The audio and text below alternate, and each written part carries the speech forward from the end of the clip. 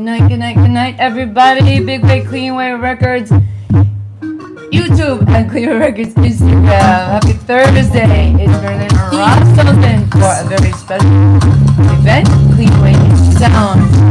Guest artist Mr. Royal from Trinidad. Walk on. Let me send out the link.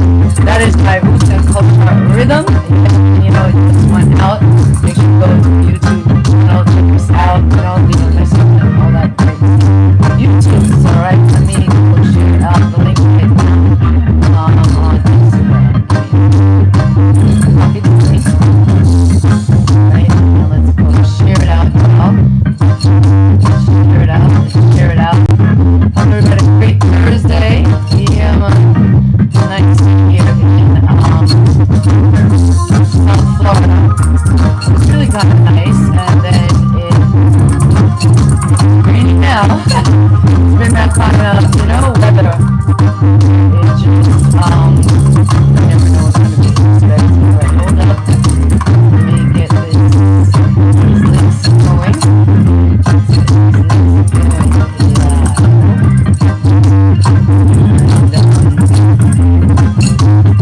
Really excited for the show. Share out the link. Go on CleanWayRecords. Yeah, man, make sure you share it out. Check this out. Mr. Royal, share it out to all the Trinidad. Trinidad is a big G Lion. We got Love Life World. We got CleanWayRecords. We got CleanWay with Marilana. We got CleanWayRecords Music that is all publishing. And let's see if we got anything here.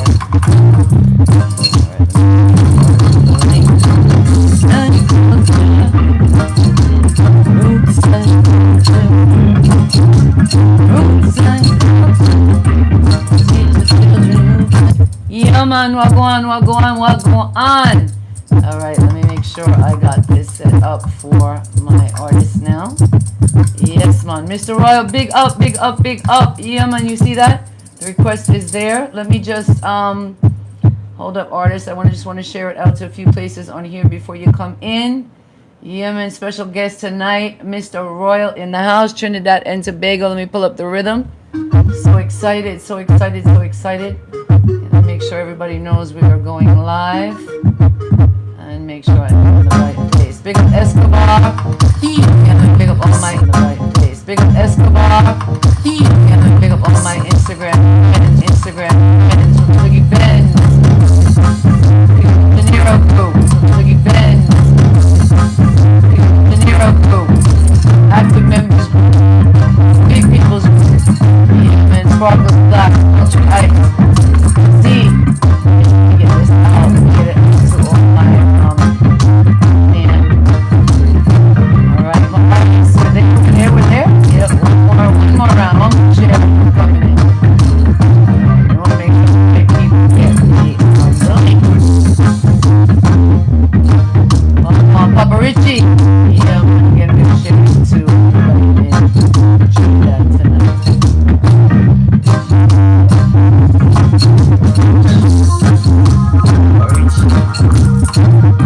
John Treble.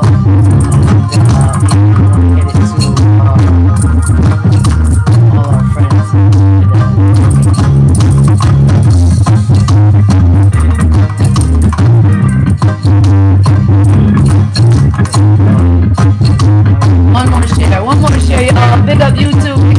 One more share my artists and I'm coming to get you.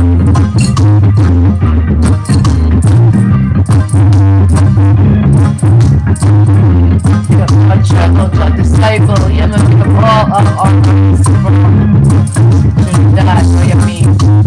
Big up our producers, 868.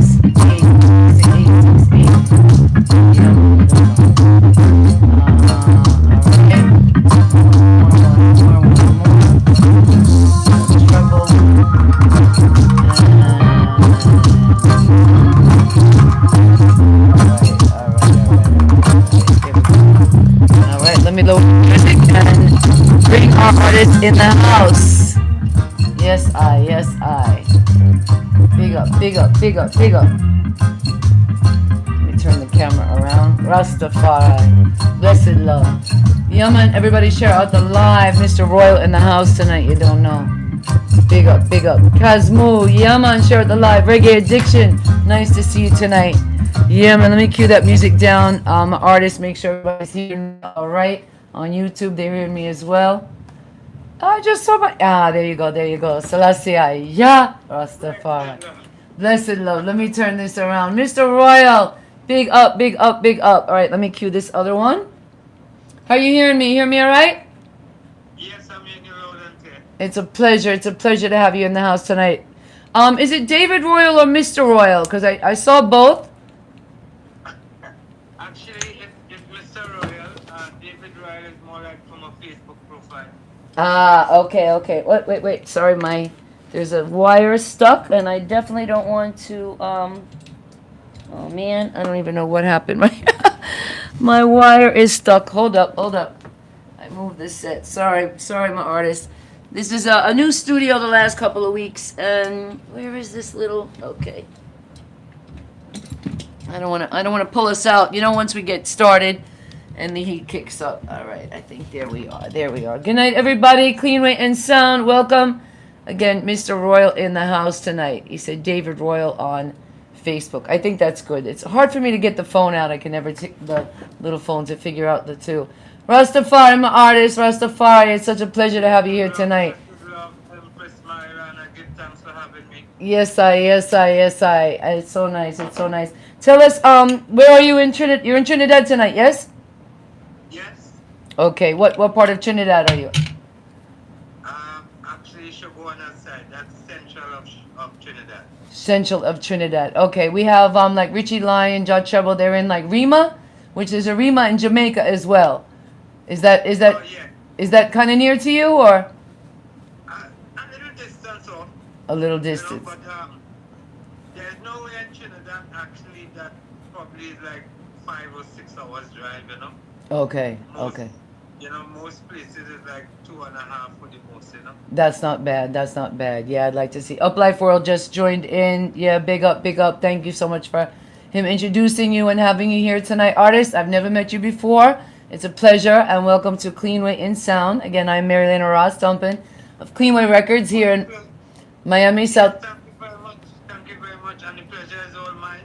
And I must say thank you to Marcia Whitaker. She have done a great deal in bringing me this far, I love it. And you said that is whom? Marcia Whitaker. Okay, and who is that? Your management or agent? That's ISIS promotion. Okay. Awesome. ISIS promotion. Beautiful. All right. We like to write down these names sometime.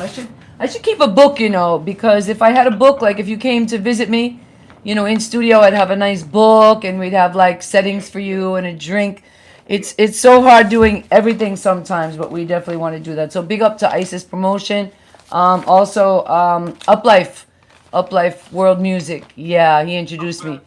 Yeah, he's DJ Dalla. He's been introducing me, yes, to a lot of artists, and he knows we're supporting the reggae mission around the world. I don't know if you got to hear my song, the rhythm that was playing, but I went to Cleve's studio last year and I did like my first official reggae track. I knew I wanted to do reggae, but I like the acoustic sound. Everything had gotten very electronic, and I like the acoustic. So when I went to Cleve, and it's actually Basie now, shout out to them, last year in Jamaica, they told me that they felt like reggae was under the attack, and they said I should do a song that says, we're not going to kill reggae, or they can't kill reggae, or something like that. So that's why I did the Roots and Culture was kind of in me in developing, but the beginning part, I wrote that part where I introduce it and I say, do you have to be a Rasta to do reggae? Are they trying to kill reggae? So I'm sorry to put you in that place. And then we've gotten into some discussions about, which countries are still supporting reggae. I just want to give you a little part here and let you know that I am a crusader.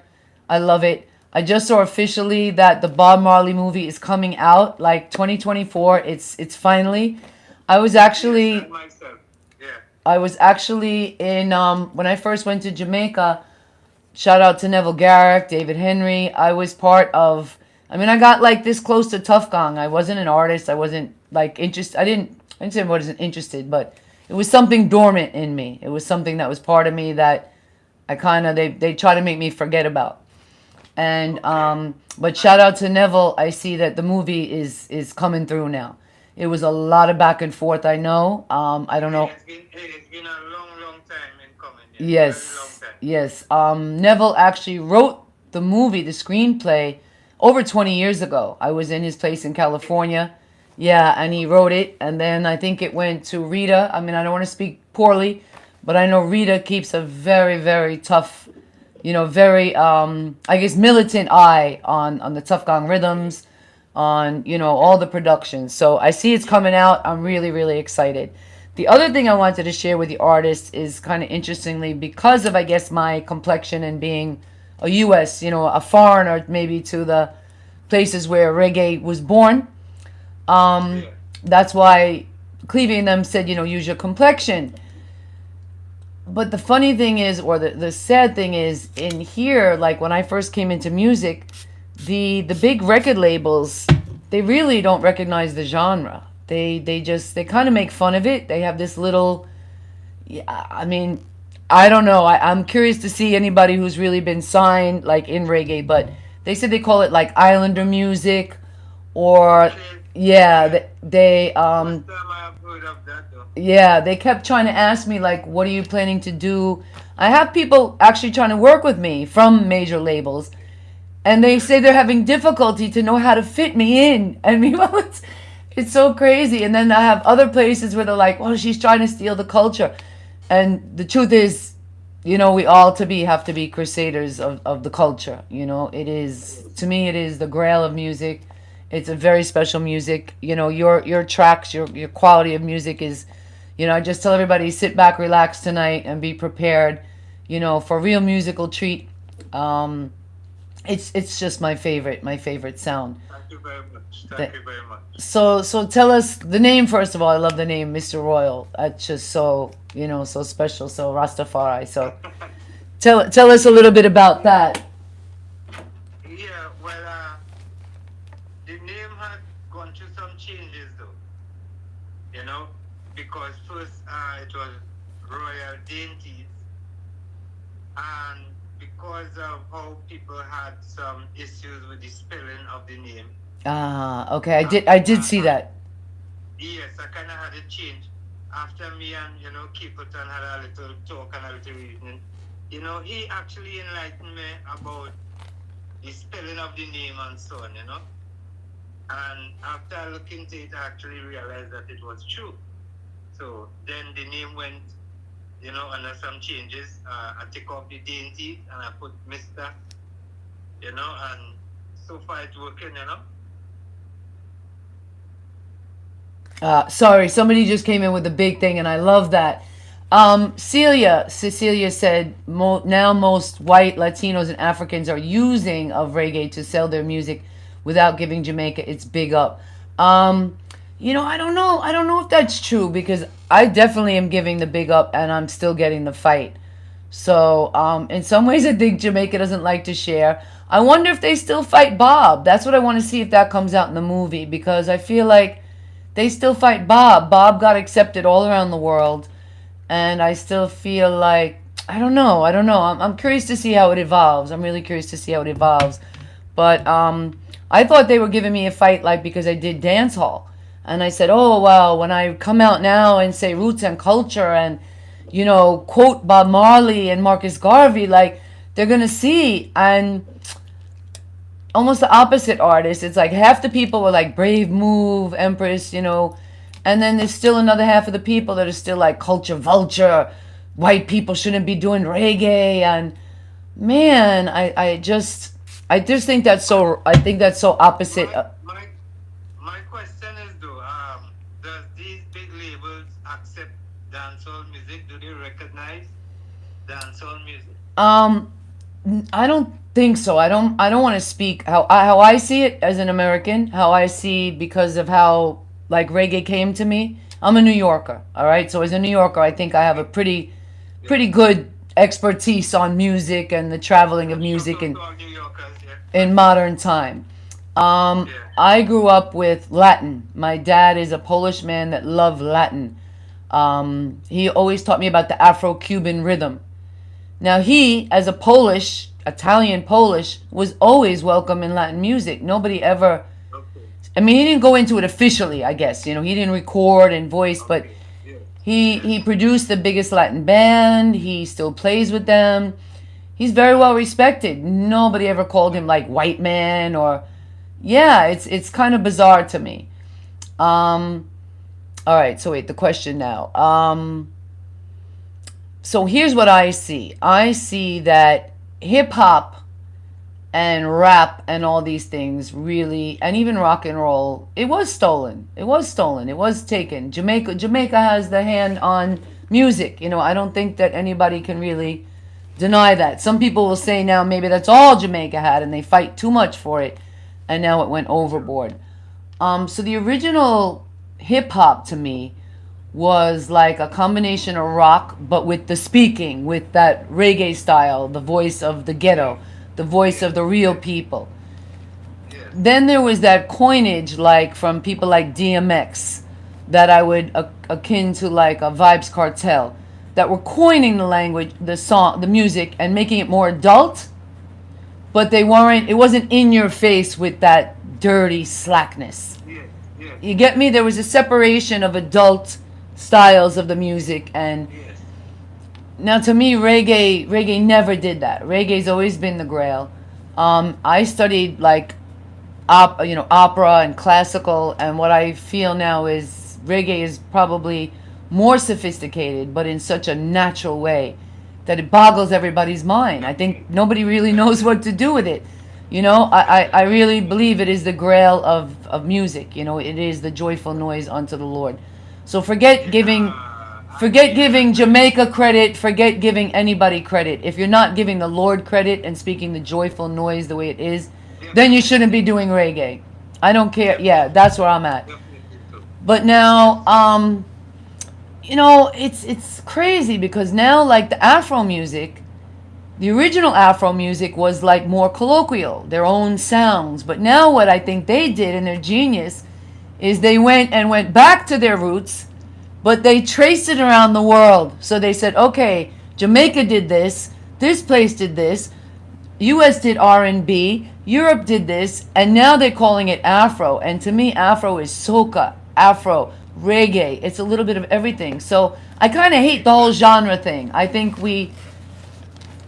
language is something that we're supposed to evolve from. We're all victims of colonialism. Same thing. We're supposed to evolve from these things. We're not supposed to keep spinning the negative part. We're not supposed to keep trying to divide Bob Marley into half. It's just insane. My son is half Jamaican. So what does that make him? Can you take it's just really silly. You can't separate out, you know, the cell. Cecilia said again, Jamaica is a mix of culture with many races. We are mixed people. Most pioneer hip-hop. Jamaicans, Dougie Fresh, KRS, Busta, Heavy. Yeah, I don't, you know, I'm very, and then there's that, like right now, Busta Rhymes. I loved Busta Rhymes. I just unfollowed him. He's going back to the slack hip-hop at like 50. I'm like, no, man, why? Why? To me, the slack is the way to get the attention. After that, it's time to be serious. It is. It is. And you think probably that could be the reason why these so-called big labels do recognize reggae, because we don't really carry the slackness. You know, seeing that is what has grabbed the attention so quickly. I think that dance hall can hide with hip hop. So dance hall doesn't really get its own genre. It came in through hip hop. That's the way we got to hear it. Naturally. Bob, I probably didn't hear Bob. Like Bob just came through like invisibly. Bob is just the powers in the mystic. You know, he would say the mystic, the power of the mystic. Bob just went everywhere. He really did. So is it reggae that went everywhere, or is that Bob brought it everywhere? You know, and then some would say it was oh gosh, I forgot the manager that, you know, when he was leaving, They said it was a mixed thing. Some said only Bob wanted to leave, only Bob was willing to deal with the Western world, and Bunny and Peter Tosh, weren't interested. But they say it was more complicated than that. Even till today, people try to divide it by race, and it's just, Bob was Jamaican. So, and then Cecilia said, Jamaica says out of many one. They used to, but the modern Jamaica, to me, right now, they've gotten so much into the scamming that they're scamming themselves right out of the best things in life. I mean, I'm an example. I've been giving my heart. They don't have to support my music, but they shouldn't be fighting me the way I've been helping and lifting and investing and being a voice and being a crusader and like taking hits. I'm like, they're still fighting me? Something's wrong. Something's really, really, really wrong. Yeah, it means they're fighting themselves. So not to say that, that is it. So, when I release a song, it gives you like reggae, it gives you subgenres. But yeah, as far as I see, the record labels still really don't. My friend said, "Oh, we can't really call you world," because I said, "Well, how about world pop or reggae pop?" They're like, "No, no." But then my music went to Africa, and they were like, "Oh, your music is very hip hop." So I don't really like the idea of. I don't know if I should say I don't like the idea of genre, because reggae is a movement. Reggae to me is a movement. It's a total. It's everything. It's I see it as that as well. It is a movement. It was yeah. a voice for the ghetto people. The sufferers. It was the sufferers' voice. Reggae music was the voice for the sufferers, and I believe it still is. Yes, yes, yes. I love it, and I think you're would you say idol to it? Are you solely reggae artist? Yes. So introduce the fans. Tell them, yeah, how did music come to you, and yeah, talk a little bit about just introduce them, yeah, Yes, and yes, welcome to. yes, yes. Thank you very much again. Yeah, well, as I say, if we're not giving praises to the Lord, then what is it exactly that we doing? So that is my first foundation within the music. The Selassie. inspiration, I would say, come from the Lord. And this is the best thing that one can really bring forth in music, because at the end of the day, we all have to come to the understanding that the higher being or the higher powers that is responsible for our breath of life, for our daily going out and coming in. You know? So we give thanks and praises, to music. Yes. And most of my inspiration is based on that level. Even if I have to sing a song about an empress, it should be coming from that same angle. Yes. Yes. I feel it should be a growth, if I will, artist. Like, Yes, it is. I see somebody like a Spice. She's somebody that challenged me to come into the industry. Shinsea. I just felt they were beautiful, talented women with vocal range, all the talent, all the beauty. And I felt sad that they shouldn't waste it on slack. And again, adult audience is okay. I think there's an audience for everything. So like to make adult type music, there's nothing wrong with that. There's an audience for everything. But I just don't. I find it sad when it's mixed up into good quality, beauty. I feel it's wasted, or I feel like I wish Spice at this point, my message would be to her, I would want to see her evolve a little bit. She could still be dancing and she could still be that, but now she's a mother and she's been traveling and she's seen the world. Like, I want to see her elevation. I don't want to just see her dance better and get better at the gimmicks. Like I said, Busta Rhymes right now. Oh my God, I love Busta Rhymes. I used to call him Busta Bus. I feel like I knew him. And I really can't believe some of you have to check out the new song. I mean, he's almost 50. Who want to see? I don't want me to be singing about those kind of things. Like, who want to hear that? So, yeah, I think that, thank God for reggae, to be honest. I think reggae is like the litmus test, maybe, for, Yeah, I love reggae. I love reggae. To be honest, I have been asked to try other genres of music, and it's not that I don't have the ability to do it, but it's like when I search myself, I don't really find it within me, you know. I love Always that. find, yeah, I always find something of a more roots kind of nature, you know, something of a more spiritual kind of tendency, you know. I love that. So Respect to yeah, artists. I love reggae, love reggae, you know. Major From the respect. first time I've heard it, yeah. So I have a brother recently. We're gonna get ready to drop a tune. I have a brother, Shay. He's a militant Ross in Jamaica, and yeah, he said, Sistrin, if reggae roots and culture is what you plan, he said I shouldn't mess with the devil's vibration. So I've been playing around. I'm not sure, and I talked to the Lord because I liberty, and as a Rasta, we believe that liberty is up to the individual. You know how we present. Um, Yes, that's just where I'm starting. I'm wearing jeans tonight. I don't always wrap my hair. I keep Sabbath. That's up to me. That's up to me at my levels to Jah. I so much respect you and artists that are pure reggae. The sound is just, I feel like I'm developing to that. Like I started my EP and I started different sounds on it, and I'm really taking my time. I felt like I was behind, and now I'm like, no, I'm really going to just massage this project and let the sounds come to me and develop. And just for me, beautiful. I felt, Yeah, because I was getting so much from outside and like, what is your genre? What do you, I felt that, like Josh said, it was okay for me to play with the other vibration. I don't feel that it's the devil's vibration. I think that's too much. Yeah, I'm a little bit more of a modern Ross, less militant about a lot of things, but open about others as well, because I think that definitely, yes. Yeah. um, there's levels. So I don't want every empress to feel like, oh, she has to wrap her hair and Ross and eat ital and no meat and everything before she can join the covenants of Rastafari. I think that's wrong.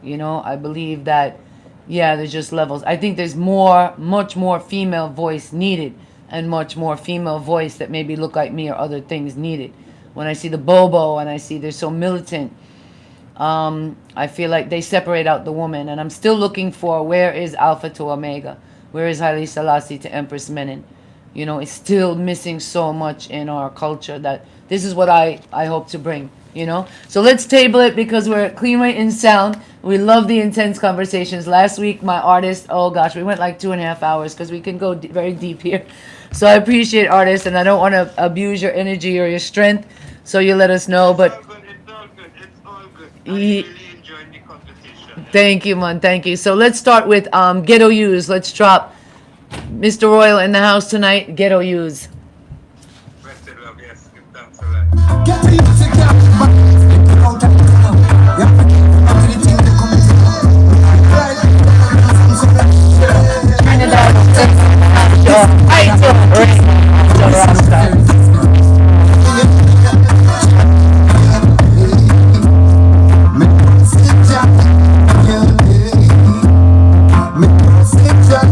Live, y'all. I know you know.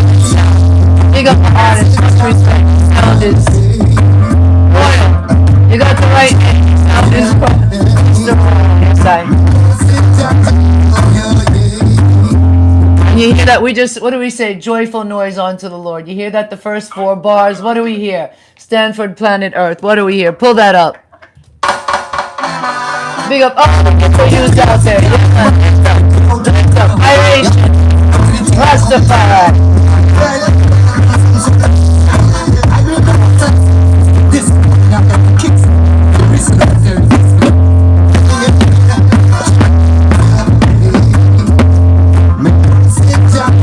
It's rainy out here. My tight a lot.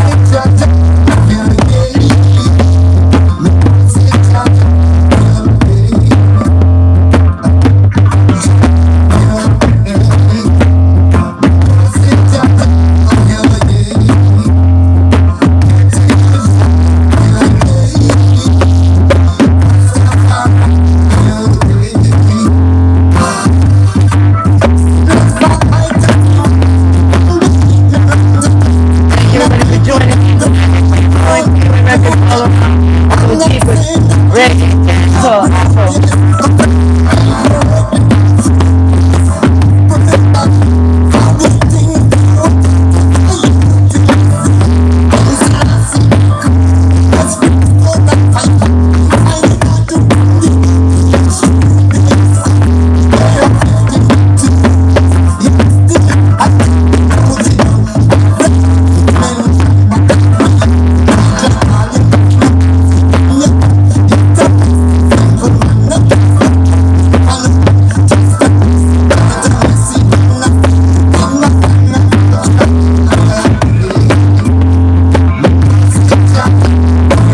Colombia, one love.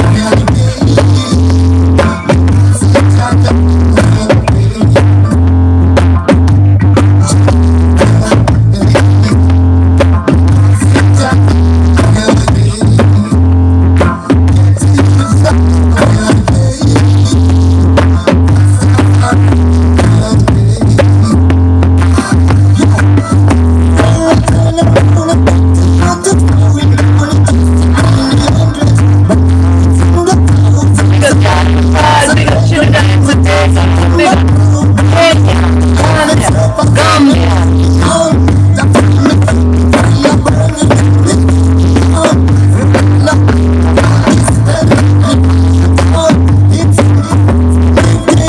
Guys, we're keeping some fight. Let me tell you right now, it's in Jamaica, but the world is fighting for it right now.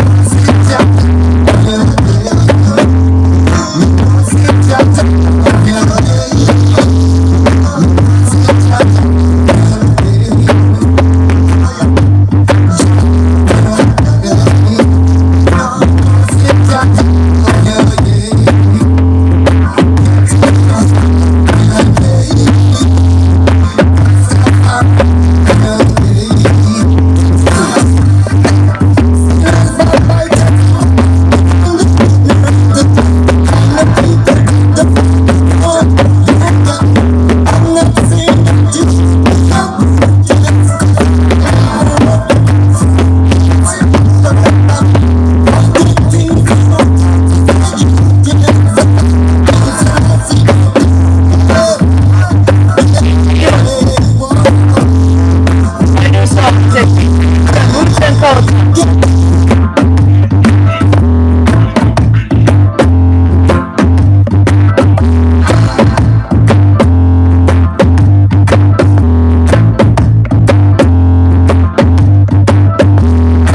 I love it. I love it. I love it. I love it.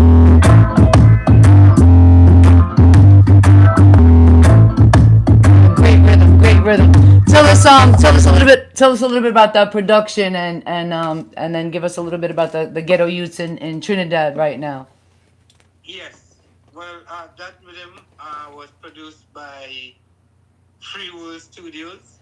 Free World Studio. The producer's name is Karen, you know, and the name of the rhythm is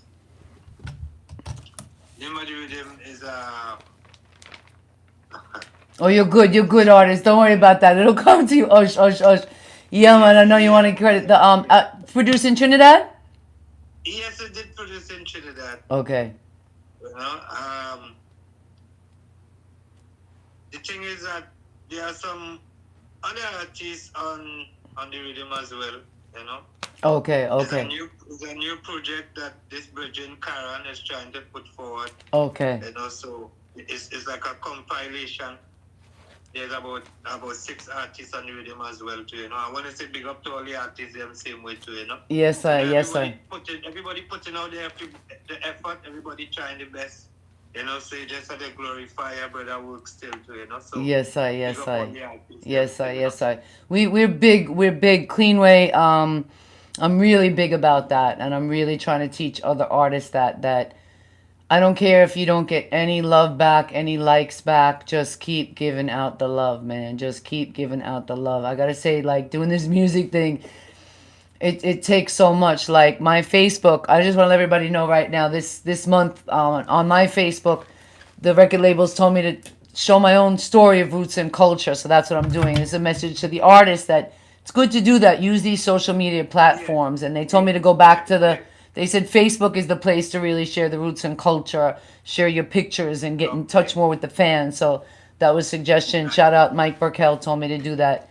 So I'm sharing some beautiful pictures, and every couple of days or so, I'm giving a little bit of my own roots and culture. You know, it's like I can't teach and sing.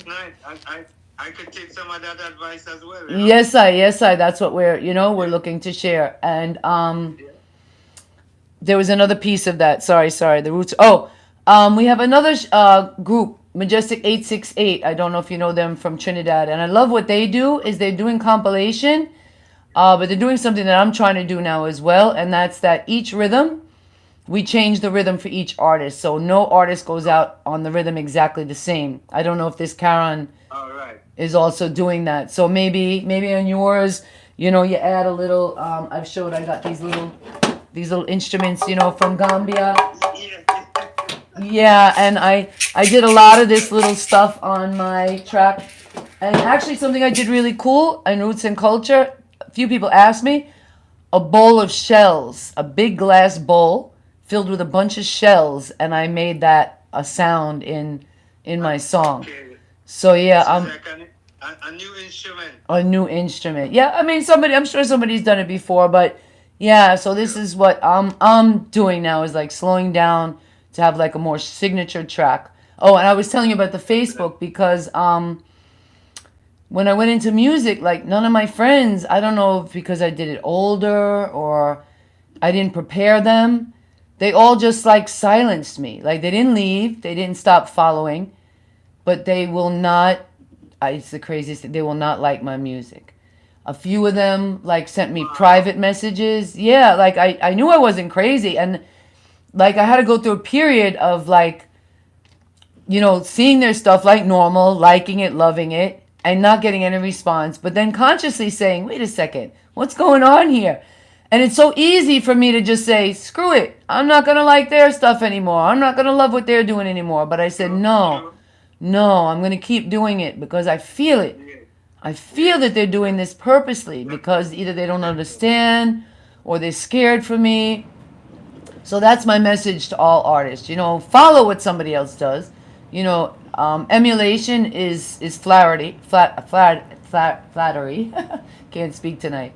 And just keep giving the love. Just keep giving the love. To me, that's what reggae and Rastafari is all about. No matter what they do. Yeah, that's what I do. And I kind of try to take away myself from like being biased or anything like that. Yes. Just try to share the love because somehow I feel that the more I do that, it will somehow work for me in return too, Yes. Oh, yes. Because we're not, reggae is not a quick path, Just like I said, there probably is a genre in the record labels, but... Actually, I think it's a growth, as you had said earlier on, it's like from one stage to the next. So I wouldn't suggest that you give up. I suggest that you keep going, keep trying, because with the growth, you just get better, Yes.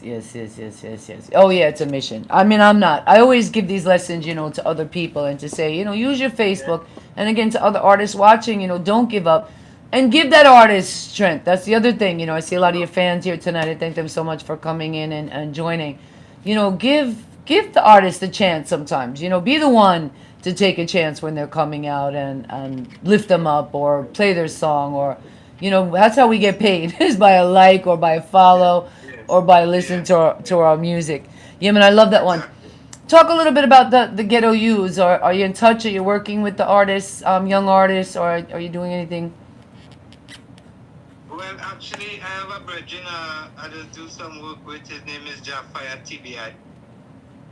We have a nice collaboration. It's called Try to Ban We. Okay. And it's a rhythm that we get from England out of a studio called, I think it's Dilly Studios. Okay. From England. And so far the track, been doing fairly alright. I don't think you gave me that one. Let me see. Is it out? Any videos out or anything for that? No, but it's on YouTube. All right, let me You see. know, Mr. Royal Jafire TBI. Okay, let me check it out. Very cool, very cool. And I see it, I see it. Very cool, very cool. Wait a second. No, no, no, that's Jawfire. That says 13. That's something with Jawfire. I don't think I see the collab. I don't know that artist. So that's a young artist, Jawfire? Yes, All you know, right. he have some work as well. He have done up, some work as well. So, as I say, it's a growth, and everybody, putting all the best effort, to make the cell better, make the music sound better, and Yes, all sir. these things, So, Jaffa has been working on this thing as well. He Okay. have a new track will be, dropping soon. So, I guess you will pick up on him, when that come out. That will be very soon, probably next month or so, Okay. you know. Big Spaz just joined in the house. I want to say hello to a few people. Is a Lave, Donna Lynn, Siodka, Uplife, Wewa, Rarby, the lyricist, Yama, a lot of people. I can't even say all the names. Artists are the young Trinidadian artists. Are they buying hip hop? Are they buying dancehall? Are they buying reggae? And I don't mean buying like is purchasing. I mean like, what are they choosing to Yes, to yes, enter? I quite understand. It's like, what are they into? Yeah, thank you, thank you, very good. uh, most, most definitely, they love dancehall, because there's a movement in Trinidad here as well that is called the Trinidad movement. Trinidad, okay, Which, Trinidad. yeah, and this it really catch the youths and them. It really catch the youths and them. So a lot of the youth them follow, but the reggae still have its following as well. Okay, Because there will be some youths even in that category we still love the reggae. I mean, I just get that still almost want to every day. do okay. Some people stop me ask me, Royal, we hear this tune, I want to hear this line, I want to hear that line. So, it goes to show that the youth them still into There's reggae. still a respect. That's good. That's good. That's good. That's good. That's good. And what about the message in the music? Dougie Ben's just joined in. Big up, big up, big spaz in the house. We got big bigs on the line right now. Yeah. What about the message in the music? Are they going really hardcore? Yeah, they talking a lot about the guns and the drugs and the violence still, or Definitely. With the Trinidad music, well, I mean, the name should say it all. So I guess, the narrative goes with the name, so true. there will be guns and whatsoever. The thing is though, I don't want to sound like I'm trying to get anybody a fight, but I don't really follow it up much because I'm not too much into the violence, Mm-hmm.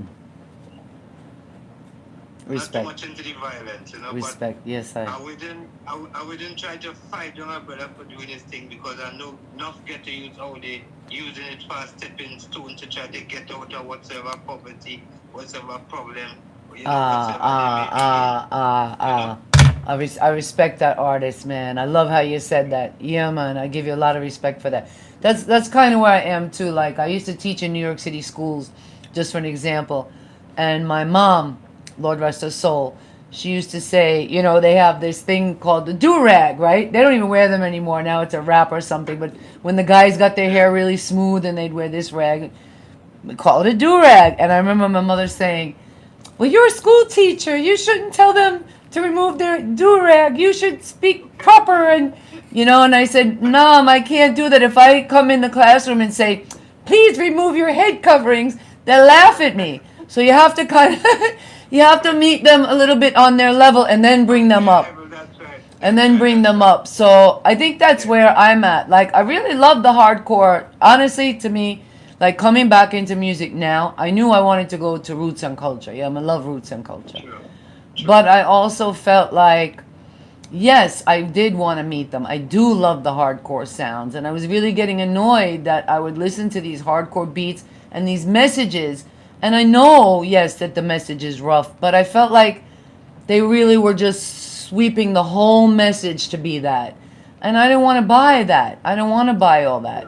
I want to enjoy the music. And so I felt like they were robbing me of like even a Shinse and a Spice. I felt like they were robbing us of their real talent. I felt like there's so much talent also. Yes, you could start there, but bring us up, elevate us to True. another place, you know? True. Um, Definitely. just like I feel like we shouldn't be talking about race relations or a new one lately.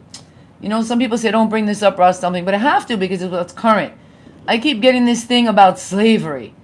You know, when I ask some of my young artists to follow through and do their job, they say, "Ooh, slavery, slavery," and I'm thinking like, if anything, I'm the slave. I'm the one supporting 100 artists, and all you guys need to do is lift a finger, and you'd lift me right up. If 100 of them Yes. lifted me, right, the way I'm like killing, simple. Yes. Yes. So I'm gonna keep going there. I'm gonna keep going there because I'm gonna keep saying, no, we need to talk about these things. We need to talk about it more. We need to heal.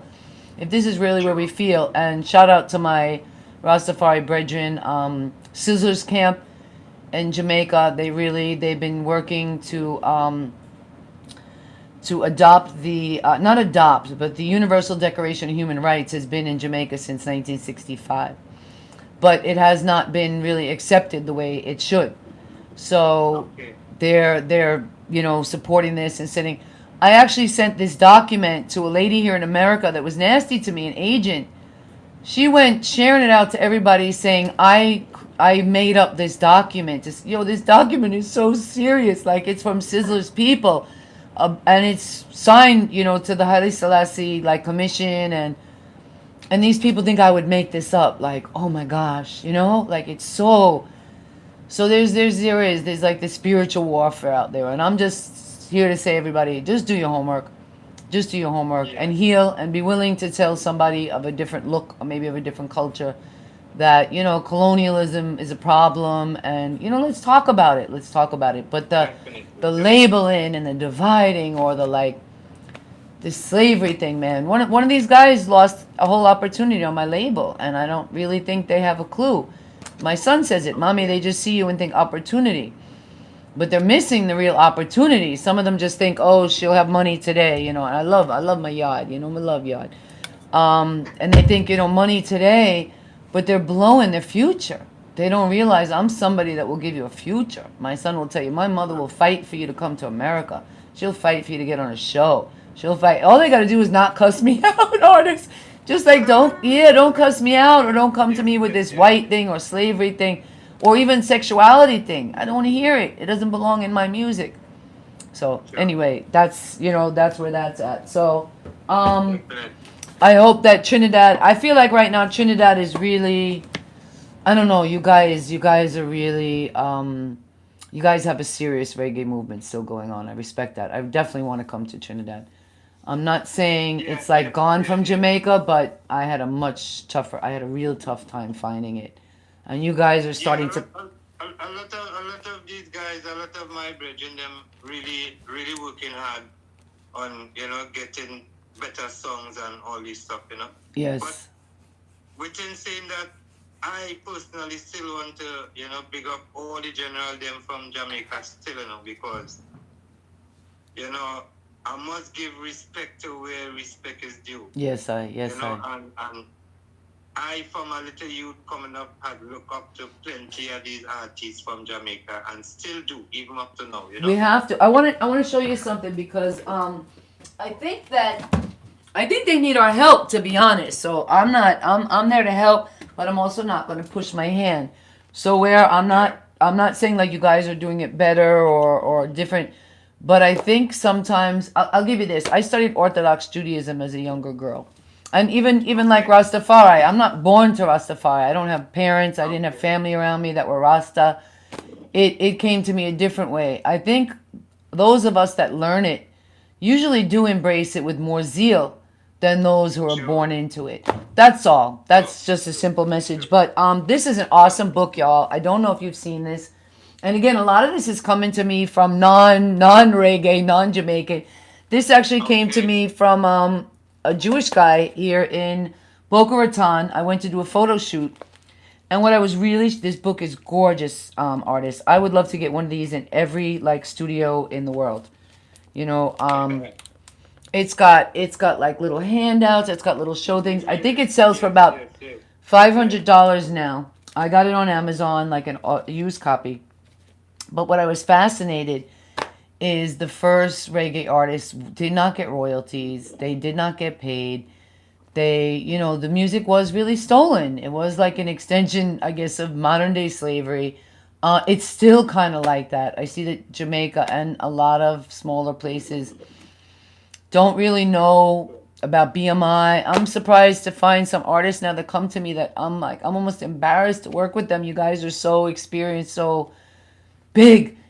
And then I find out some of these artists don't have an IP number. Like you're not registered. You're not. I say, wow, I get it because there's a naturalness to it, but there's also part of me as a modern roster that says, no, we have to understand the systems that we're living The in, business side of and it. we have to use them back. We can't just say, oh, the system, fire upon the system, because you're gonna wind up just burning yourself out.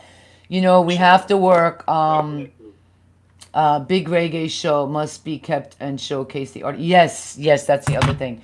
And that's the other thing I'm seeing only like Africa, really. South Africa, the ones that are still doing these African festivals. When I came in, they told me that Rotterdam was one of the biggest. I haven't seen anything about Rotterdam. I don't know. Do you know? Have there been any big reggae festivals? Because you should be on. I mean, you should be on them. You're one of the artists that should be on. But I'm not seeing. Thank you very much. But I've only heard about it though. I heard a lot about the Rotterdam um, Sunsplash and all the reggae events and stuff, you know? Have you been on any of them? Never been. Man, we got to get Mr. Royal. Have you been outside of? Have you performed outside of Trinidad? As far as probably um, Canada, Antigua, Okay. Guyana, Okay.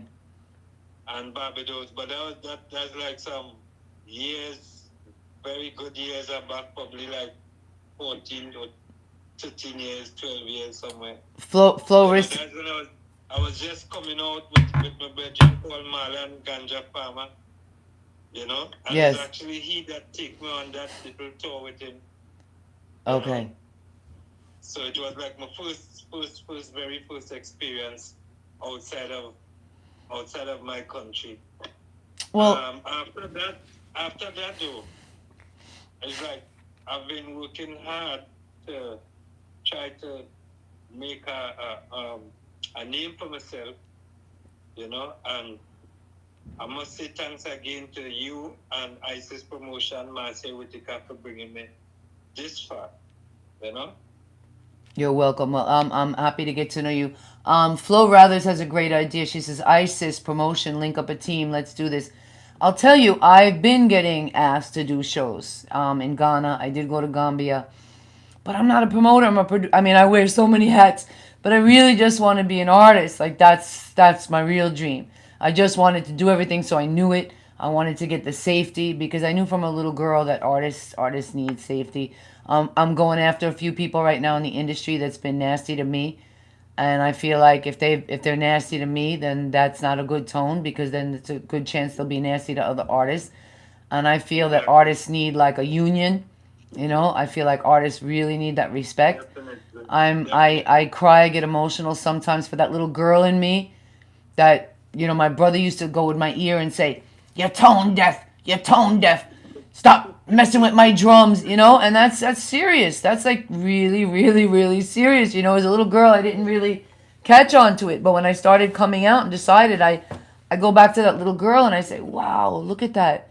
Look how they try to program me away from a natural talent, dream killers and all these things." So I'm so huge, but I definitely, y'all share out. I definitely want to do a festival.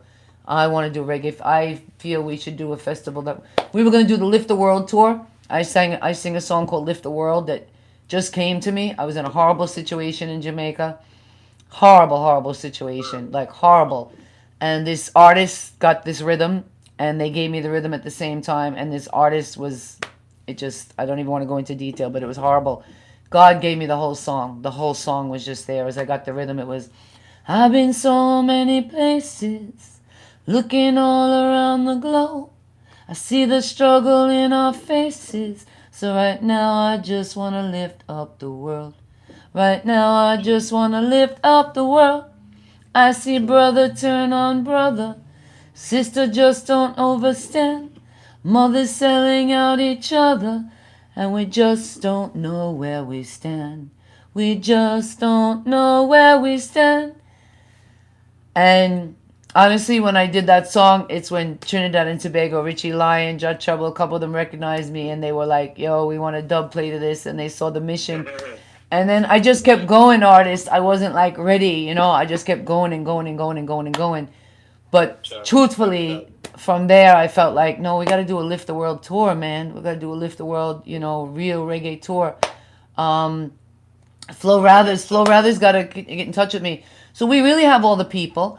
I only have about one or two artists. Most of my young artists, I got to be honest, they can't make it out of Jamaica yet. They got to work some more.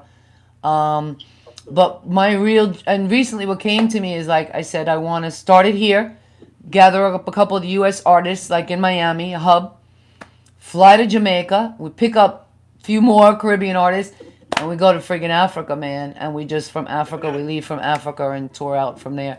We started, you know, we really launched the festival, the repatriation, the love. Because all the young artists, they love dancehall. But I just shout out Bossa Link in Kenya just to show you the other day. Young artists, and this artist was like, Ras Dumpling, roots and culture. We love roots and culture. Africa love roots and culture. The children need roots and culture. And it showed me that, you know what, some of them will go with the flow and this wave, but it's really not what they want to do. Like, they really all are we're all more naturally inclined to roots and culture. Nobody's naturally inclined to put up a whole bunch of makeup and pump our faces and use all these apps and all these things to be AI. You know, it's all a natural thing. Flo Rather says, ISIS, you know I'm good for bringing. Yes, man, we have people right here. We have Dougie Benz. We have some people we do have a lot of people from Jamaica that's also on this. So I don't want to say, like, it's just the young ones need a lot of help. I've mostly been working with the young artists, and they need help. They need help. They need to learn the process. They need to learn respect. And they need to be shown the tough love, you know? And that's what I'm going to show them. I like, you cuss me out, you're going to lose. But I will never give up on their music. I let them know once the music is created, it's the baby, and it must be supported, and it must be fed.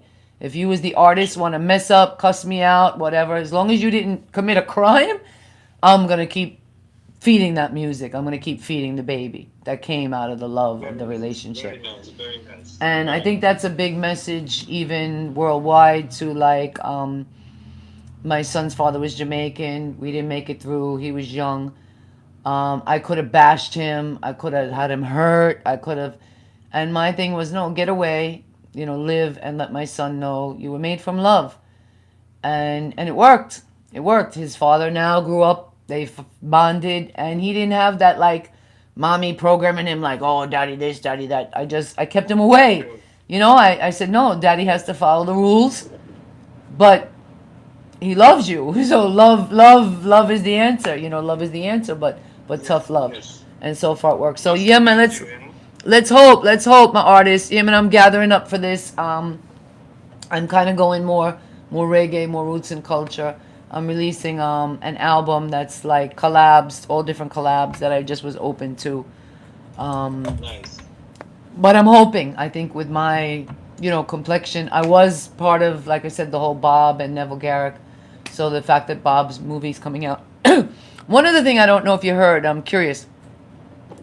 I was always a dancer that closed my eyes. You know, they say you shouldn't close your eyes when you pray. Even that, I don't think anybody should tell anybody that. I get the purpose, but I do it both ways.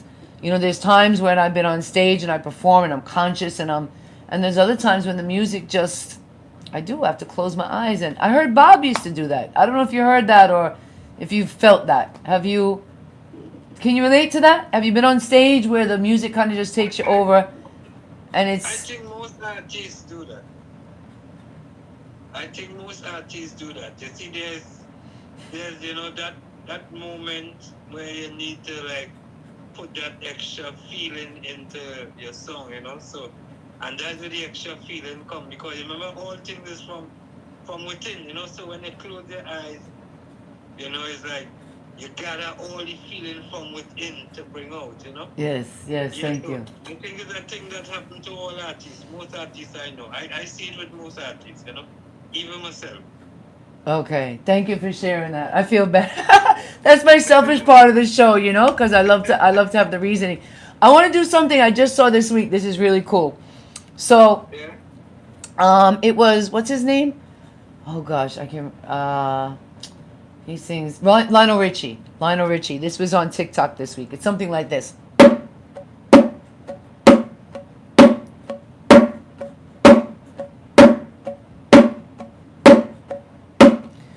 So he said, if you're a songwriter, when you hear that, you right away hear the melody and you hear something more on it. If you just hear just the slapping of the drum, you say you're not a music creator.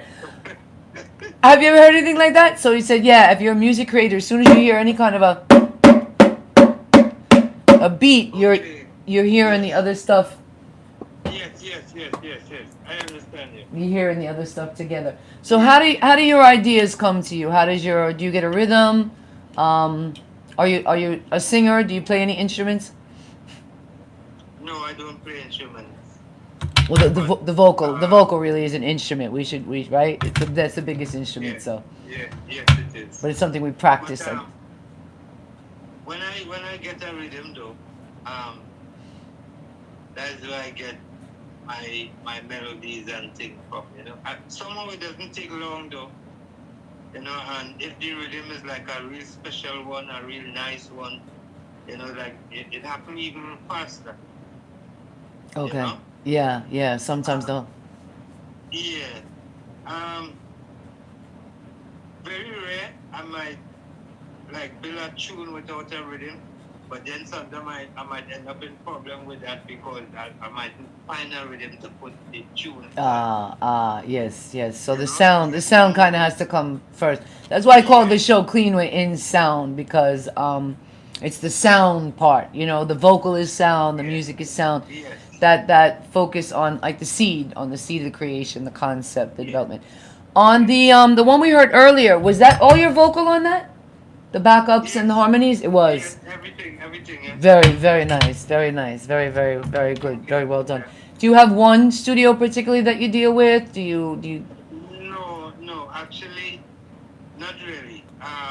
Wherever the rhythm is, you know, whoever call, whatever producer might call and say, Mr. Royal, I have this rhythm and stuff, and you know, I will go and listen it. Most times I'll put a track one time, or probably come home and take a little time to meditate on it, and then go back probably after a week or something. Okay. And do the recording. Okay, that is nice. I some artists are very particular, but I think they say most producers say it's good. It's good to get a different variety, different, you know, how different producers will. I think so. I mean, that's how I've been working for like since I started out this thing, you know. I never really like stick to one studio in particular. I had a few when I first started. I didn't like what they were doing, but I think they were just trying to scam me. Now I love. Yeah, now I'm getting different pieces back. And I love that it's raw. Do you think that the first track we heard, I think your voice sounded pretty raw. There were some effects, I think, in different places. Do you tend to like your voice more natural and raw? Do you like any of the modern effects on it? Do you have any feeling about that, or do you leave it to the producer? Big up Prince Talib.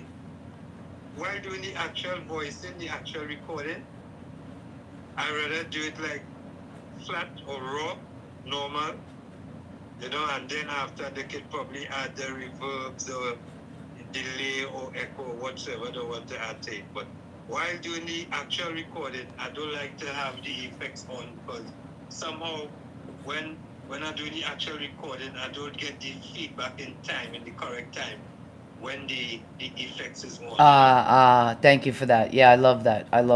I can voice myself. I got a little studio here, so I actually do quite a bit.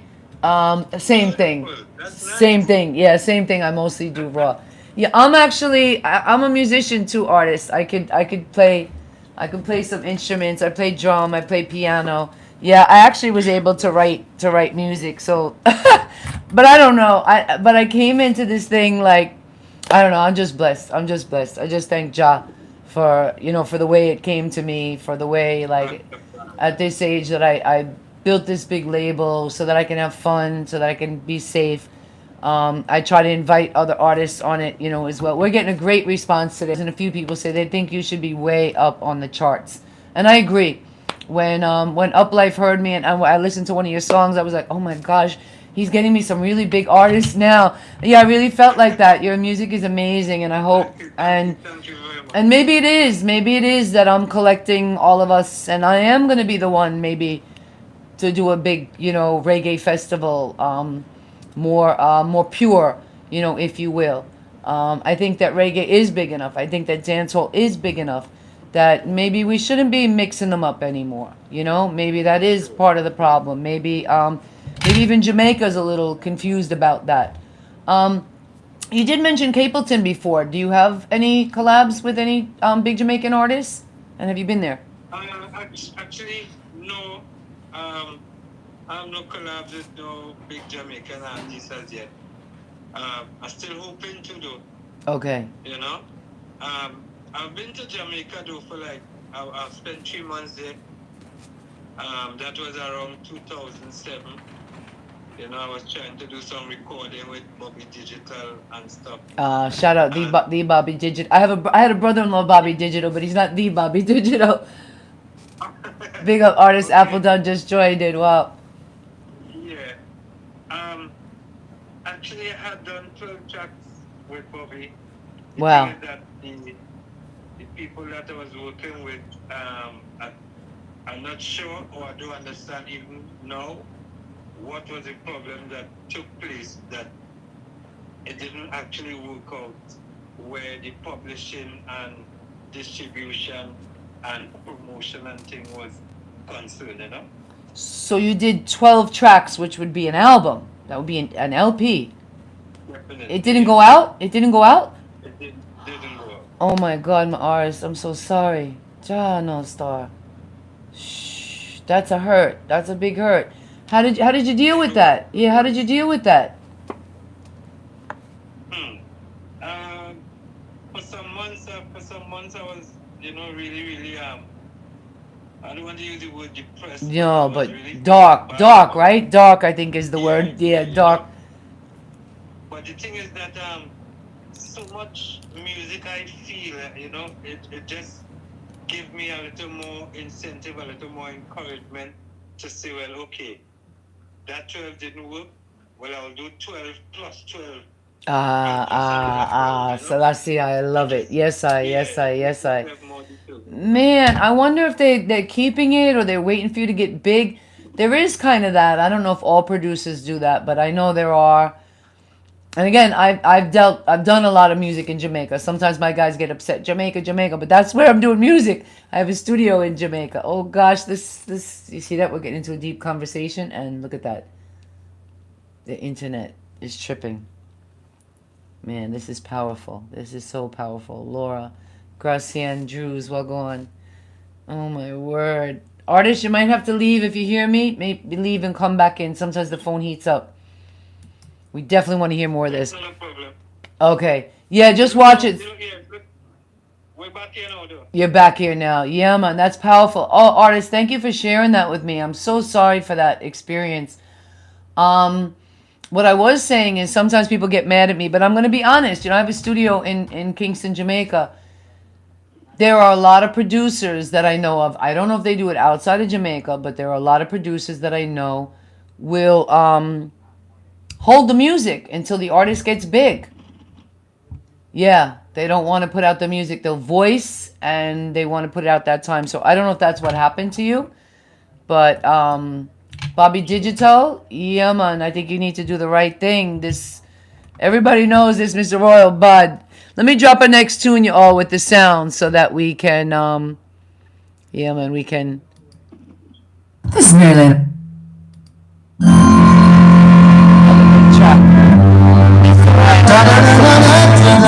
Big artist, yeah, man. It's flowers. Needs to go worldwide.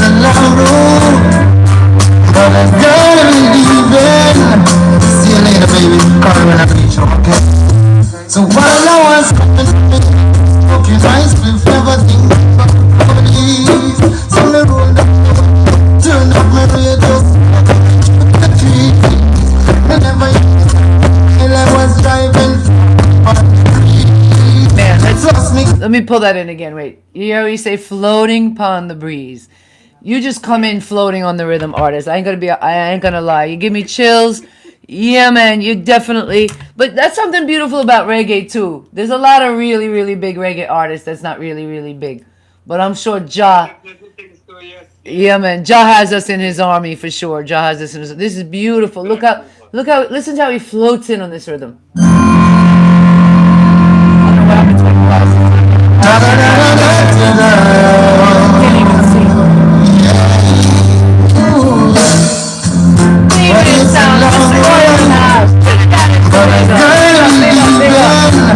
See you later, baby. Come on, so while I was okay, nice, we've never think about it. So me roll down, turn up my radio, me never while I was driving on the streets. Plus me, maybe these trees look so heavy. I put over and me got them things with me.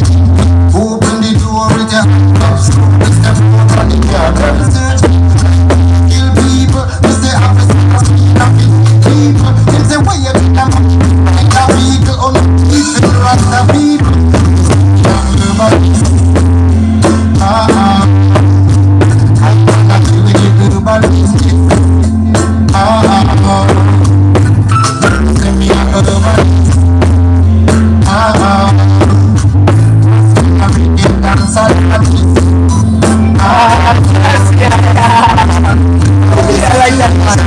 Funny when we say victimized. When they pull out the money, they see me and the man who bring it down. Through them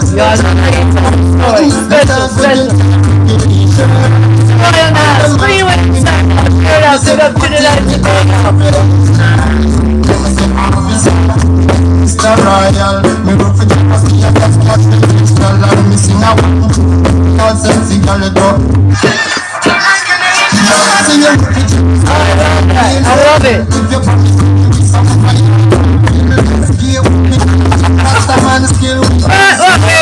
Wait a second. Oh my god. Artist. Ja. Yo, you got so much in that. Your storytelling is beautiful. Yeah, man. Very, very special. You have such a jovial spirit. I don't know if you were ever pulled over by the police, but I can imagine you telling them the story, getting them to laugh, and literally singing to them. You know, I've been thinking about that recently. Yeah, man, my son and I were the other day by the beach, and I was smoking a little bit. I said, oh, God. And, of course, the police right behind you, and I'm thinking, like, I would want to do what you do. I'd want to be so comfortable that I would just start singing to them. Let me pull it up again, but give us a little bit about that song. There's so much in that. Tell us how it came together. It's a real life story. Yeah. There's a place in the countryside in Trinidad we call Mayaro. Yeah, that's the countryside. And there's one particular road or street called the Manzanilla Stretch, which is a very long stretch. The Manzanilla Stretch. Okay. Yeah. And it's a kind of, it's like a lonely road. It's something like, probably if you're going to Area 51 or something like that. But it's a very... I didn't expect the humor, artist. I definitely didn't expect the humor. You're a very serious artist. But I love it. Yeah. So I decided to, like, while going on the road, I alone traveling on this very long, lonely stretch, light up a little something. And to my surprise, I didn't know where the police come out. I didn't know where they just appear. And it so happened that we talked after they had do the search and stuff. They came up with nothing. And we talked, and then I was free to go. Rastafari. Ja. We all hate them. I gotta be honest, this is another thing that comes up to me very often. And I get the whole, like, I can't even say I get it, to be honest. I really don't get it. I don't get the fear. The fear is the devil's. I don't get this fear. Exactly. Like, oh, Black Lives Matter. No, all lives matter. The stupid police, man. Me at like 17 years old, the police pointed a gun at me. I swear. Yes. In a store because someone with a gun, and we all get that feeling when the police come behind us. Everybody does. Even police do. Even police do. We get that feeling. All of a sudden you feel like you're naked. You didn't even do anything and you feel guilty. You feel, yes. It's a scary thing. And we all know the feeling of force. We all know the feeling of military in our places. We all, yes, some places are worse. I don't know, in some ways, like when I travel to Jamaica or Argentina, some places in the world where the military force is more obviously there, I feel more comfortable in a way than I do in my own country where the military is more secretive. Because then I don't know where they are. I don't know when they're coming out. I don't know what they're watching. You get me? So these are the kind of things like I like to talk about. And maybe in a funny way too. Artists, these are the things I like to talk about, to bring that these are the things that we should talk about. You know, these are the things that get us over. So I love this experience. Let me pull this. Oh man, this is one great track. Wait, that's not it. That's the wrong one. This one. I love it. It's like the you know, like it's the song, story. But it's a long road, but I'm gonna leave it. So let's make sure we share all the songs so you can the first track. Check it out, Mr. Royally. That's my bad. This one is called. Oh, I think I didn't have the names. What this one I have just is David Royal. What's the name of this one? Herbalist. All right, y'all. So check this out for sure.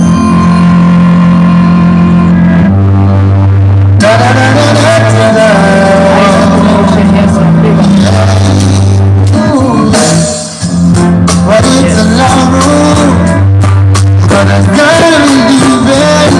See you later, baby. Call me when I reach your place. So while I was smoking my spliff, never think about these. So me roll down, turn up my radio, the trees. Me never while I was driving. Lost me, maybe these trees. Bring us in.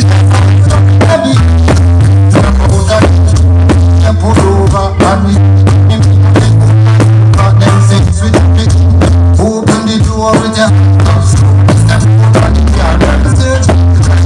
Kill people, cause they have people. Them say where you come from. Like a vehicle on the street with rasta people. Can't ever. Somebody to buy the vehicle. Somebody.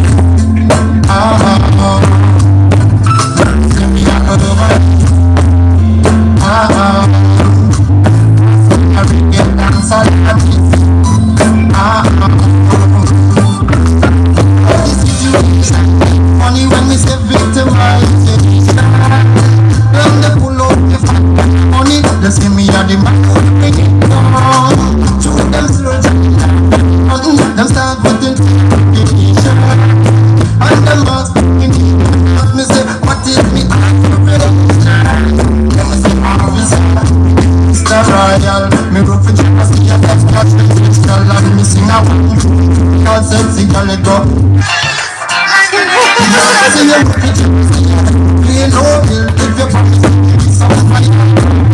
Stay with me, Rasta man skill with peace and land.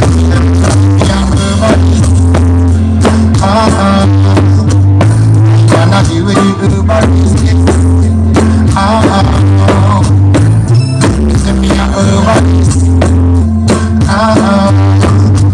But I'm not going to dance and happy.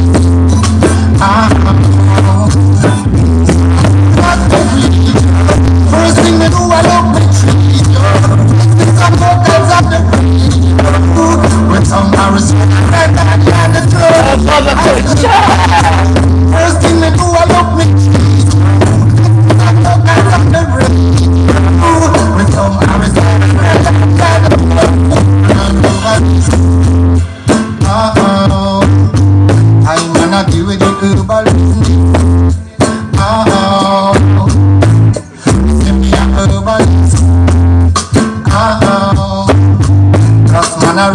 dance all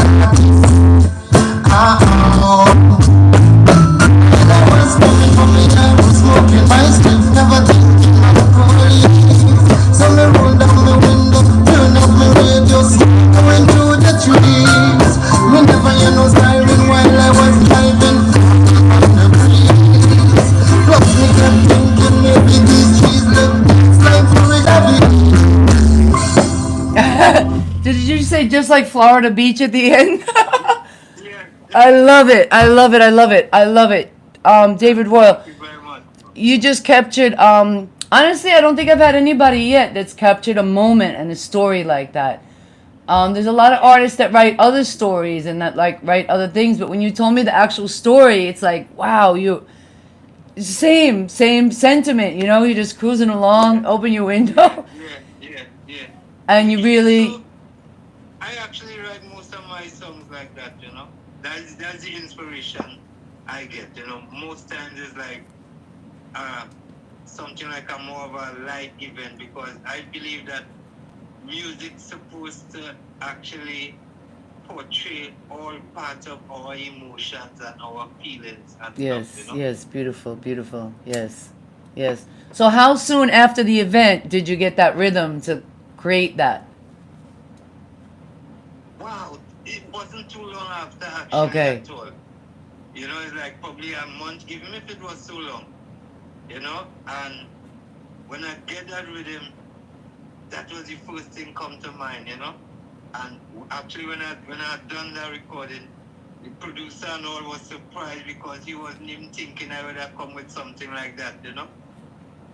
Yes. Yeah. So even up to now, that is his hit song from his studio because he had plenty artists, you know, and that's his song that. It's a you big know, song. It's a big put song. him Did you on. do a video for that? Did you do a video for it? Yeah, I did a video for it. Oh, we gotta look. Let me see if I could find it. I gotta show one of your videos tonight. Yeah. I had a little trouble. I found some stuff, and some of the stuff was like, old. I wanted to try to play something new. All right. Let me see if I could find what was the title of that? Herbalist. All right. So I should be able to find the video. Yes, you all check out. We got Mr. Royal in the house, man, the one and only. Very special artist tonight. Make sure you check him out all over. Make sure you go buy his music. Make sure you go tell the DJs to play his music. I'm definitely gonna have a few songs. I don't know if you know, I got a DJ job also on Tuesday evenings. I work for Sugar 95.7. Yeah, right here in Florida. So we're doing a lot of things in music. Yes. So I definitely have to play.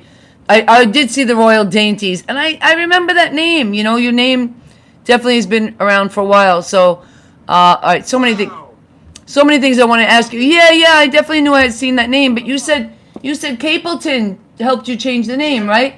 So, Yes. did you know him from Jamaica? Did you work with him in Jamaica? Did you do any collabs on the 12 tracks? No, we hadn't done any collab together. As a matter of fact, when we had that discussion, he had came to Trinidad to do a show.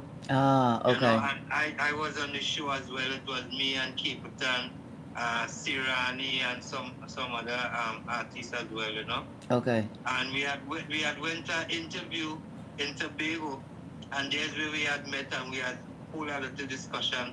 And when we had when I told him you like my name and stuff, you know, he went into a reading and he told me, well, you know, as an artist you have to be careful with your name because your name could make you and your name could break you too, you know. So you have to look into that. And yeah, and I did look into it and I really did understand. And it changed. He knew how to. Explanations.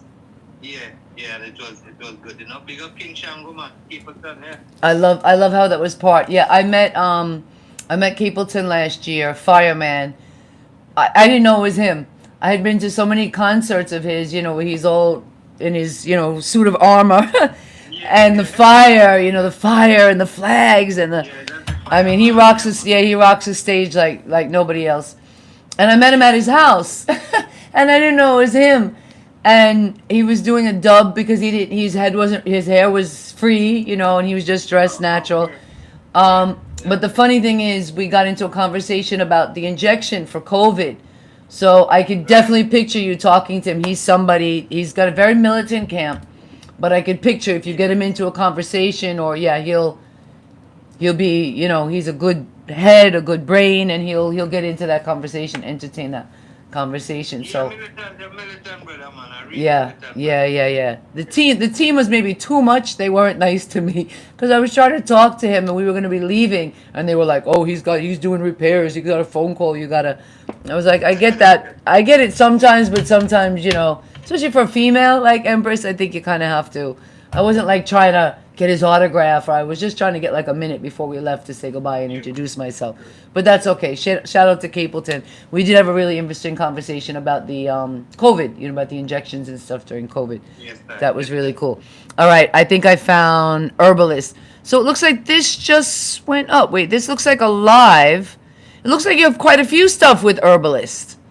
All right. So I'm seeing your name as Royal Daintis. How are you pronouncing that? Dainties. Okay. So I'm not sure which one is the actual video. All right. There's one where you're singing with the mic.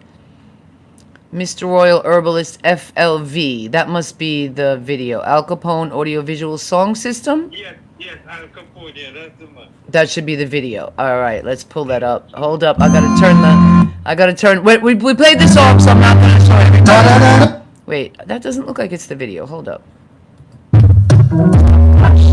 Sorry, guys, a little technical. No,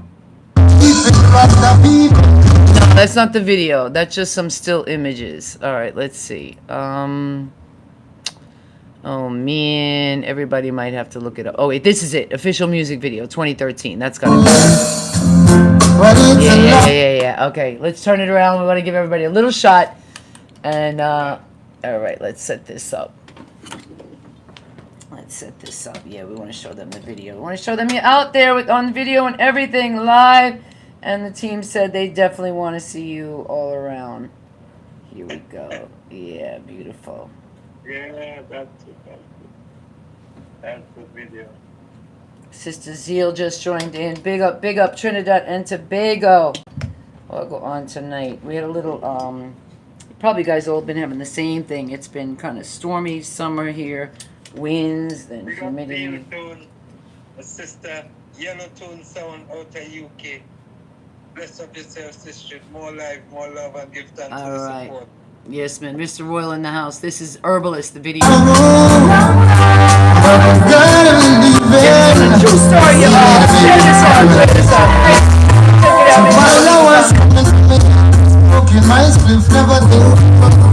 Trini Mix Zone. Turn up my radio. I was driving. Maybe these trees look heavy. And pull over and we them six with blessings, big up. Kill people, Mr. Officer, people. Them say where you get them like a vehicle on the people. Yeah,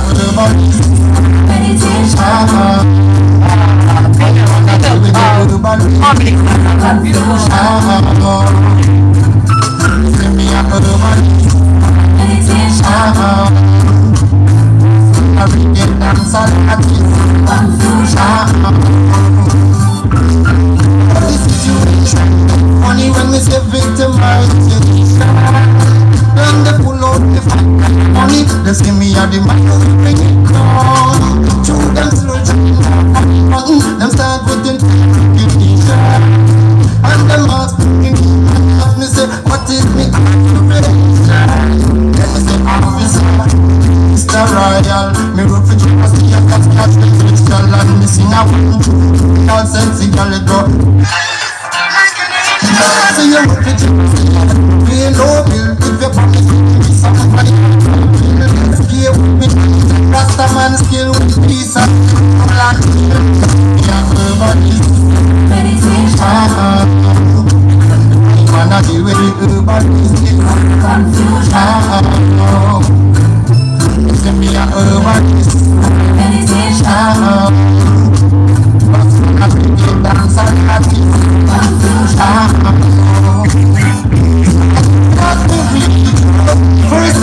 look me treat you.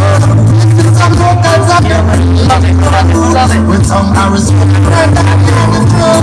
After the week, first thing me do, I look me treat you. I'm local, I'm the rain. With some Arizona. Yeah, man. Talk to them about that artist. They say they want to hear about the future, but we make a fight for the the natural, the herb. So tell me about that. I love how you express that sentiment. You say as soon as you go home. So like they took the herb, right? You're on the road. You feel you're just getting joy, right? Great drive out. You think drive out by yourself? You're all by yourself. You just smoke a little something, and they come behind you, and then you want to get back home. Tell us a little bit more about that feeling of you, as a being more than even just as an artist. Yeah, well, I mean, in a situation like that, one just have to, remain cool and very respectful too, because as a Rasta man, there's something we call like the usual suspect. Rasta man is always the usual suspect. Most times, the police always see a Rasta man as someone who, carrying marijuana from here to there, whatever the case, which always really doesn't be the case at all times, True. Some of us Rasta, we go about our own business. Some of us have our 9 to 5 to do normal jobs and so on, and still stigmatized, by being Rasta and stuff. Which is right. I know here in the States, there's a lot of people that have dreads, and you don't know. Nobody knows the difference. So just because they have dread doesn't mean they're a Rasta. So that's also another issue. A lot of the modern young guys here are guns and they wear they're wearing dreadlocks, and it became another issue. But herbalist is big track. We love it. We love it. And I definitely do remember your name. I don't remember on what, but I definitely do remember that name as well. So did you have management team after Capleton told you to, gave you that suggestion? How did you approach it? It took some time to really process, exactly what it is he was trying to tell me. And then when I look into it, you see, the issue was about a spelling. There's DAINTY, that means something, and DAINTIES means something else. The two doesn't mean the same thing. And that was really the issue, because when it's time for a promoter to put out a flyer, he wouldn't use dainties. He would use dainty, and that would suggest something else. I get it. So the other way is like a Spanish version, right? Like a Latin version? Well, due to the meaning, dainties is more like a banquet fit for a king, Okay. Got you. But whereas dainty, DAINTY, means feminine. That's right. Yes, and that was not, I'm sure. So Capleton had a very, he didn't tell you not to use it, I guess, right? He just highlighted. So how did you bring it up though? Did you know there was a problem? Or was it just like you said, because promoters were spelling it wrong? Well, actually, I personally didn't have a problem until Capleton highlighted to me, and then I realized where the mistake was. Interesting. In the name spelling. And that's that made anyway the reasoning as well too. He saw the name and the spelling of the name. And then when he see my appearance, that is why, he decided to show me that little reasoning. That's kind of like maybe like me, like I'm Ross Dumpling. And a couple of shows I've showed up on, they think it's going to be a man. They think Ross. Okay. And they're also wondering, like, Ross Dumpling, what man is calling himself a dumpling? Like even as a female.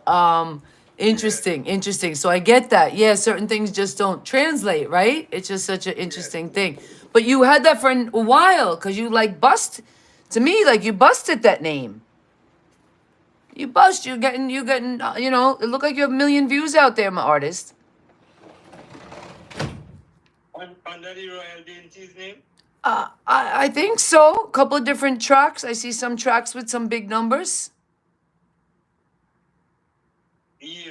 Yes, because those tracks would have been some of my first tracks that gave me the recognition. That would be like Feeling Nice, Space of an Angel, and a couple other tunes like Get to Youths and them other songs and stuff.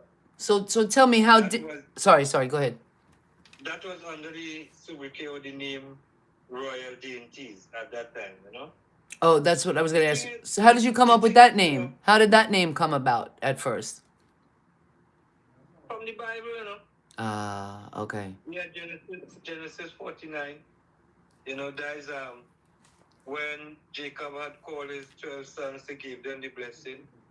He said that Asher, I'm from the tribe of Asher. He said, Asher, your bread shall be fat and you shall yield royal dainties. I knew it came from. Very interesting. Very interesting. So now they spelled it wrong. So Capleton was picturing something different. He thought he was going to see a dainty.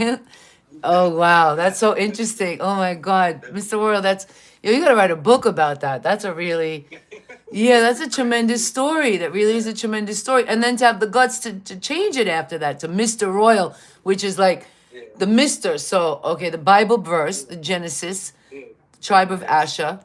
I recently read again. I'm a little confused. I got to go back to my Bible studies because I started looking into the three brothers of Noah this week. That was coming up to me a lot. Asher, Shem, and Ham. And Shem, Ham, and Japheth, Japheth. Yeah. So I don't want to go too far into Bible, but I guess what I'm really trying to do, and funny enough, I just got a call on the line, and that was my first Jamaican friend that brought the concept of like, where did man come from? How did we evolve? I never thought about it. I just knew that people made racial comments, and I knew that like people made fun of me because I loved all people, and they used to say, oh, you love foreigners, and I would inside myself, I'd be saying, and what the F is wrong with you? Like seriously, I was like, I know I'm doing the right thing. What's wrong with you? So, but I started thinking about it, and thinking about how do we come about. I did not know I was at that point Catholic who had definitely studied a lot about Israel, about Orthodox Judaism, about the Middle East, about like these conflicts. And I was also always fixated on the Trinity. Whether it be like the three religions to me, it was always like everything was kind of coming in threes. It took a little while. It's about 15 years now that I keep Sabbath as a Rasta, but I kept Sabbath before that as a Jew, as a studying Hebrew. I was studying, and funny enough or blessed enough, just Jah on my path. I actually the man I studied with, the man I sought out to study with. The Bible says, again, you have to be denied 3 times. That's why I wonder why Jamaica's still denying me my music, because they've denied me like 100 times already. But the Bible says 3 times. The Bible says if you seek out, you're to be denied 3 times. So I sought out this study, and this rabbi denied me 3 times, and I kept persisting. And then he took me on, and we studied. He's actually the president of the Rabbinical Association of America now. He's the biggest rabbi in America. I studied with him. I taught myself Hebrew. I was just fascinated. And then people came to me and said, stay the way you are, don't change. And like little messages came, and certain things just didn't fit still again. I kept coming to the same place. Like Catholicism, I got this far. Certain things didn't line up. Then I got to Orthodox Judaism. Certain things just didn't line up for me. And then you know, Rastafari is a beautiful evolution. It's just such a beautiful evolution. And Yes, yes, it is. that's where every time I came with questions, I got more discovery. Yeah, I got never like, um, oh, it doesn't fit because of that, or it doesn't fit because of that. I always got like, wow, more discovery, more discovery. So the path I'm trying to figure out now is like, yeah, how do we develop? I know where we all came from. I know where we all came from. I know that everything points to that, scientifically, anthropologically, religiously.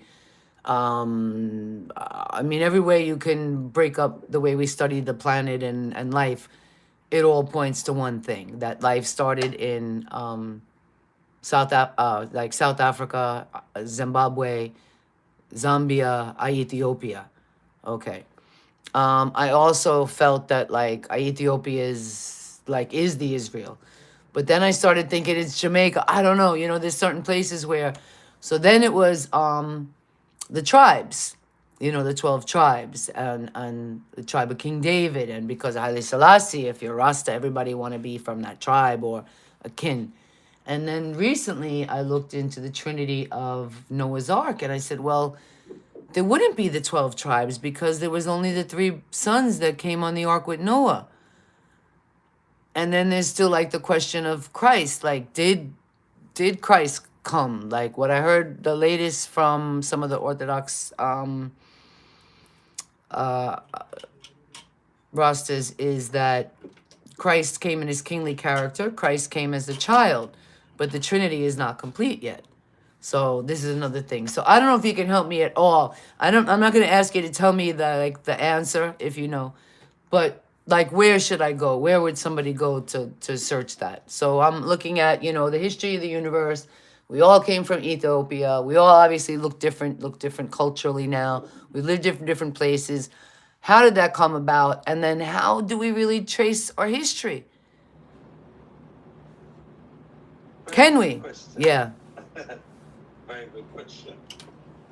Um, And again, you could either answer it or just point us in the direction, like where would somebody study well, to look more into that? well, basically, I on the same road, same search. You know, um, I have discovered some things enough to, how to put it, to convict me enough, you know, to make me understand enough where I'm at, where I stand right now.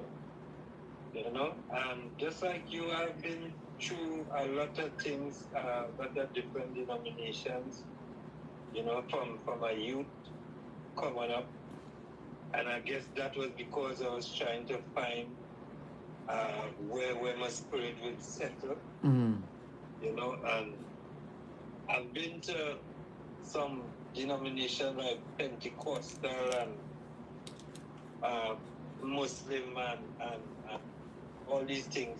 Salam alaikum, shalom alaikum, sinbet salam. But the thing is, when I and I'm saying this from the bottom of my heart and with all truth, when I found Rastafari, my search was ended. You know, I didn't need to go search anywhere else again, you know.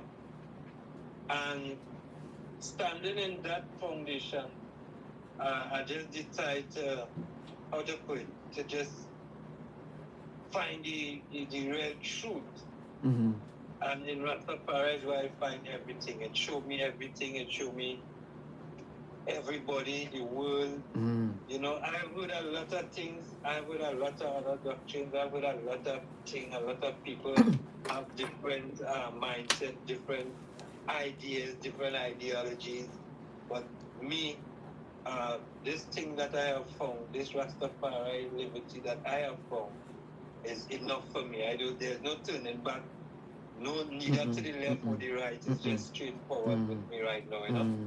Just about developing more truth, finding more truth. Because the scriptures, long time, when I didn't understand, I used to say just as other people, you know, the Bible written by man, and it's not truth, and it's this and that. But the scripture have a lot of truth, a lot of truth. You just have to understand it with a clear conscience. His Majesty say, you know, you have to read the Bible with a clear conscience, otherwise you have no hope for salvation, you know. And to me, a clear conscience is understanding that when the Bible speaks, it speaks to you directly. Yes. You know, it don't speak to Tom, Dick, and Harry. It speaks to you, the individual, and read it. And you know how to, you know, understand what it is that it is saying to you. And if you understand, it will reveal all things to you, you know.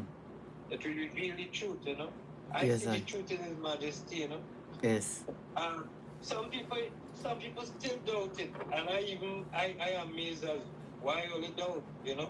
Christ said the kingdom is within and without. If you can understand that, then you can see where the kingdom is. You know? Yes, So, yeah. Jazz what gives me this smile through pain, through man, and he make the practice, you know, he make the practice, I don't even know what to say. He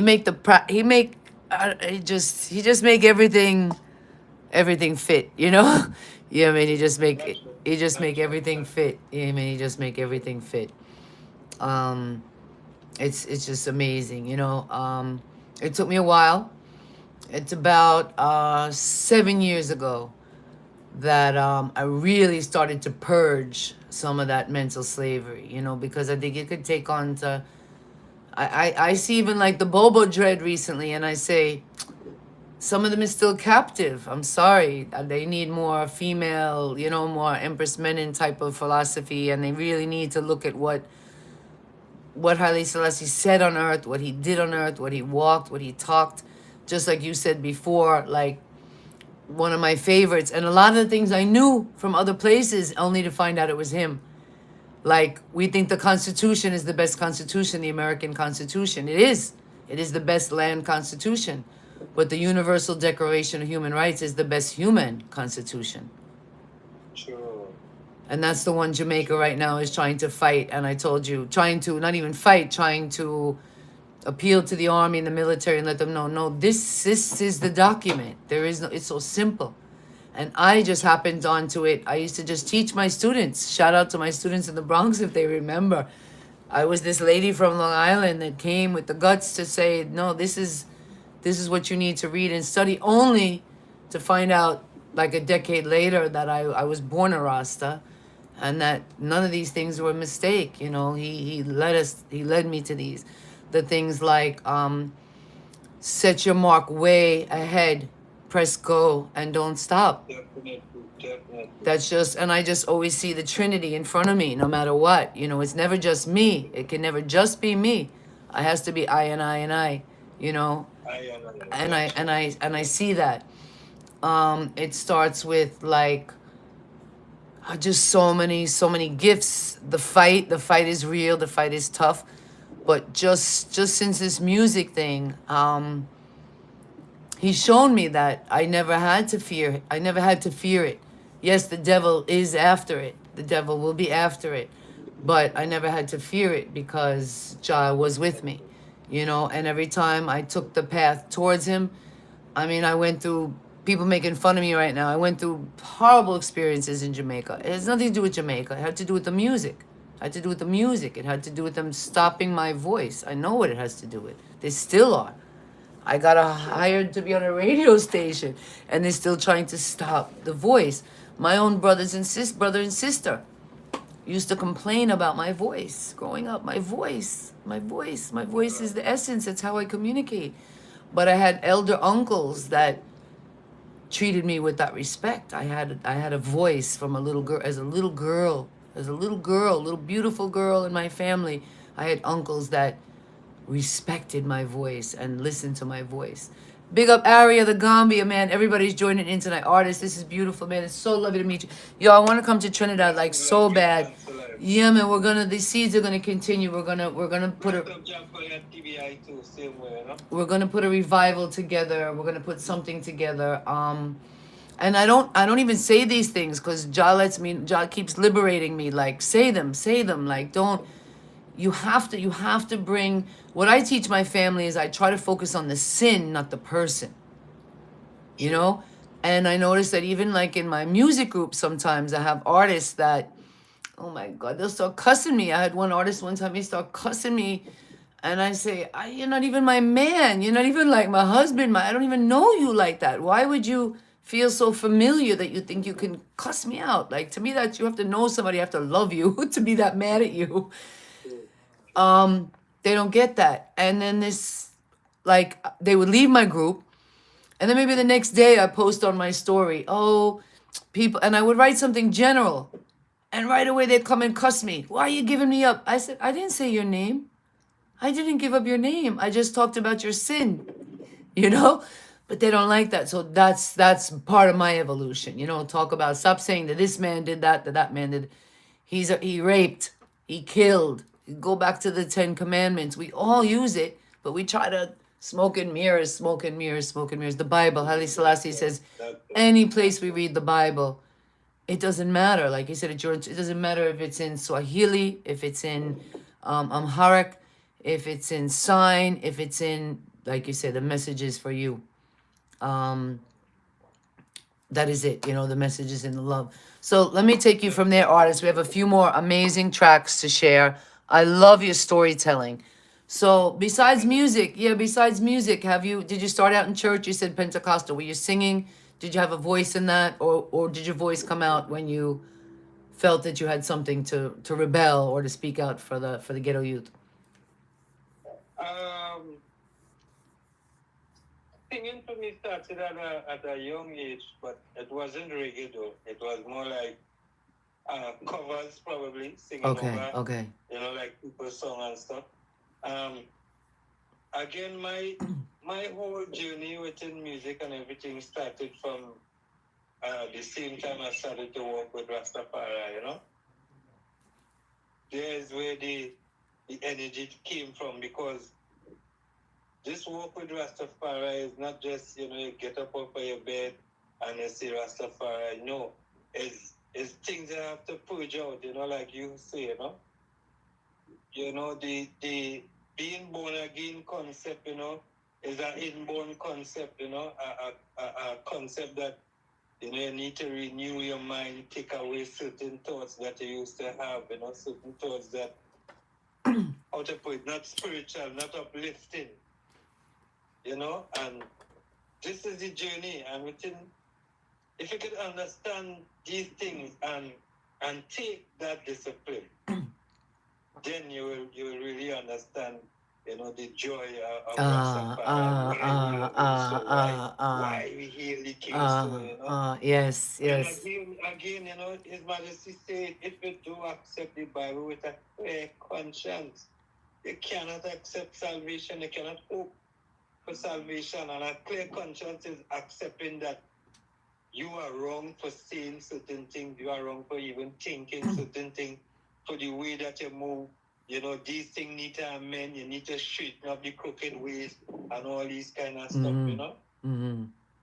Yeah, And it becomes a joy, like for me as a Catholic, it was, they always were trying to scare you, and they were always trying to like force you to purge instead of you being the conscious being. Very close to me. A lot of things come very, very, very close, but there was a few things that were off. The other beautiful thing about it is that Jah is just so loving. So there's a liberty, and there's a liberty to the righteousness. So it's not like none of us is perfect, that we just walk and like, I was born a virgin, my ears are virgin, everything about me is virgin. And I love that you said born again, because some people have criticized me. I used to say I'm a born again yachty, because yeah, because from the first time I stepped foot in Jamaica, I was just welcome to that way. I felt like, wow, all the years of being called, like I get a fight now, but the truth is they already welcomed me. I already was loved. And this is where I had to stop myself recently, because I've been getting, oh man, I'm telling you, the heat, the fire. Yo, my artists really like worse than I ever could have anticipated. Really, the fire and the nastiness and then I even had to, it kind of stopped yesterday when somebody got close to my team because I was asking them to follow through on work, they accused me of slavery. And it got me really angry at first because I'm thinking, I'm the one slaving. I'm the one been working my butt off to send you money and no work is coming. How can you say that? But then I had to filter the process of the music, and the Rastafari brethren who have come to me and told me to continue to look at I, my brothers and sisters, through colonialism. You know, I studied a lot of it and I knew it, but I never really put that lens up. I had to recently put that lens to my own father, my own brother. Oh man, and I almost was ready to cut my father out because of Sodom and Gomorrah. Yes, like I was always preparing myself for that. My own brother, my own sister, if they won't see, but I was able to still come back to them with the forgiveness and say, no, the revenge is for Jah. So let me come back to them and let them know I cannot expect them to be on the same level of evolution as I am. And once I did to my own father, oh my word, just beautiful, beautiful things happen. Beautiful things happen. I couldn't get my brother. I tried to force my father to get an apology from his son. And I had to forgive my father for not demanding an apology from his son. Oh man, it's so hard. Because I want my father to be like Jah. I want my father to be a warrior for me. I always wanted a man to be a warrior for me. And unfortunately, the one man in my life started with my brother was not. And it took me for a very long time, like I said, only 7 years ago, to learn through so much pain and through being such a victim. It'll come out, but that I had to go back to that and heal that part of me, forgive them, hold them accountable. And then it helped me in music because I started to separate out the law. And it reminded me when I was a little girl and I used to try to read the Bible and I got up to Leviticus, I would give up. Time and time again, I would give up because I was like 7 cubits, 7 this, 7 that. What the heck? And I would say, this is no relevancy to my life, you know? And the little girl in me was probably like, fire burn, what is this? But in 2015, 16, my hair was the length it is, but it was locked. I had my locks. I finally had my locks. Funny enough, my family embraced it. My mother was gone. My family embraced it. My dad, my sister, I thought they would fight, but they loved it. It did change. It did change the way the world presented me. It was so liberating to me, artists. It had nothing to do with like the fashion, the hair. My hair always locked from I'm a little girl. My hair is like cotton candy. It's a pain. My mother could never do the normal things she could do with my brother and sister. She said she used to just have to take a curl, trim each curl. So like my locks was just, I didn't have to worry about my hair. I could do any hairstyle and my hair was ready. Yes, like now it's a hassle. And then I went through this toxic mold. I had to practically shave them. We nearly died. And I had so many things. And through that, I started to realize, like I was feeling the flesh. Part of that was like I wasn't ready. And I have a Rasta friend recently, he told me too, it took him 3 or 4 times. Grew his locks, cut his locks, grew his locks, and then learned. So it's an amazing thing. Tell I don't know if you can share from your perspective, because that's my perspective of locks and having locks and the mission and the Bible and the truth of Jah. But I want to hear a little bit about yours, you know, in your words for. Yeah, well, I started my locks in like 2005. This is my second locks though. The first one I had cut it, you know, because I had gotten a little cold and stuff. Because I used to wet my head, you know, regular. Okay. Now, like, yeah, you know, I shampoo like probably once or twice for the week. You know? Yeah, it's very, you have to take different. My, the girl that did mine, she made me wash my hair with aloe, just aloe and lemon. No washing for like 6 months before to prepare my hair. She's amazing. I'm gonna try to find her again. Yeah, because she said my type of hair especially, I needed more moisture, a lot more moisture, so that it would lock. Yeah, and then I want to know more about that. So like the laws, but when I grew my locks then, and then I went through this mold, I was lost, artist. I was lost. My head was gone. It was mold growing in the house. It was hitting me like crack. I felt like I was drugged. I couldn't focus. I couldn't. And that's the time that I went back to Leviticus to say, what do I do? How do I deal with this mold? What do I do with my hair? And all the answers were there. Like, oh my, there was nothing. There was nothing out there teaching me how to deal with mold like the Bible.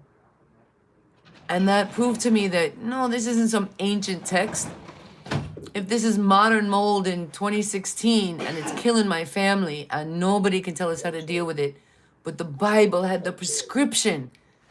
The prescription, the exact prescription. It said, if you see black fuzz going in the house and you can remove it, cut it out of the house. Watch it for 7 days. If no black comes back, it's okay in the family. Remove the family from the house. Oh my, like all these things. It told me, we shaved our hair, you know, we had to burn our hair on fire. My ex-husband at the time, as I was shaving his, I tried not to shave them because we don't believe in cutting. So I was a hairstylist. So I try to do something creative with the scissors and kind of like slice it. Yeah, because I didn't want to just cut. The girl was on the phone with me. I cut my first one, the first one white through. So is that what happened when yours got wet? Did they get mold in them, or just that you got sick, or what made you, or you knew that getting sick, like because you were sick, you had to cut the locks? Actually, it was like a cold, like a head cold, you know, and I used some, like, how to put it, some herbal remedies and stuff, you know, and after like a couple of days or a week, it seemed to like dry up or disappear or something like that. And then I started off with my second locks. But then now I understand now how to maintain it and not have it wet at all times like that, because that eventually will give you a cold, you know? Yeah, make you sick, or my locks shrunk up. Interesting. That's right. And is it true that like if you're exposed to death, like I'm wondering now because I trimmed them out, I was sick, but I went through some bad things like with this hair. How would I know? I didn't look it up yet in Leviticus. I'm just curious. Do you know? Would I have to look it up and would it tell me like what am I supposed to trim again, or once you grow? Well, according to what Leviticus said, Leviticus states that, you know, if somebody dies, you know, and they'll go like upon that dead body, you know, you're supposed to bathe and shave your locks and so on and so on. Yes, death I knew. Okay, but I didn't know if it had to be like immediate family or you in the presence of. Yeah, this is what I'm going to say. So, but like your closest family, mom, dad, you know, I guess brother and sister, you know, for them you might really have to shave your locks. They might just have to like go on a little fast for about 7 days and stuff, and you know, come back again, you know. Okay.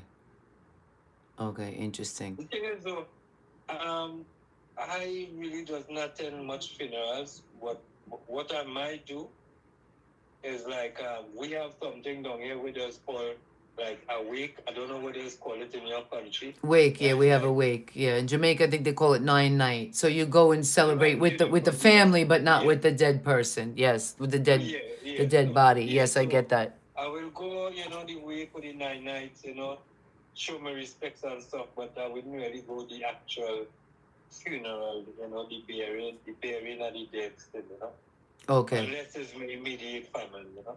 Okay, interesting. I know my parents raised me, life is for the living. I guess that's the closest thing to having Rastafari parents. I thought that was a pretty big message, even though they were Catholic and they were like death and these wakes were a big part of the culture, roots and culture. They always taught us life is for the living, yeah, and celebrate life. We had a request from one of your fans. I don't know if they gave me that track. I can't. I'm trying to find it. Oh, and it would be under the different name. I think that's why I'm having trouble. It would probably be under the Royal Dainties. Yeah. That would be under Mr. Royal. Okay, I found it on the guidance rhythm. She wanted to hear this. All right, this is for Isis. She said love got no guarantee. Mr. Royal in the house tonight. CleanWay InSound. Big up everybody. Great conversation, artists. We have like 2 more tracks. I don't want to take you into midnight, but I can stay here all night.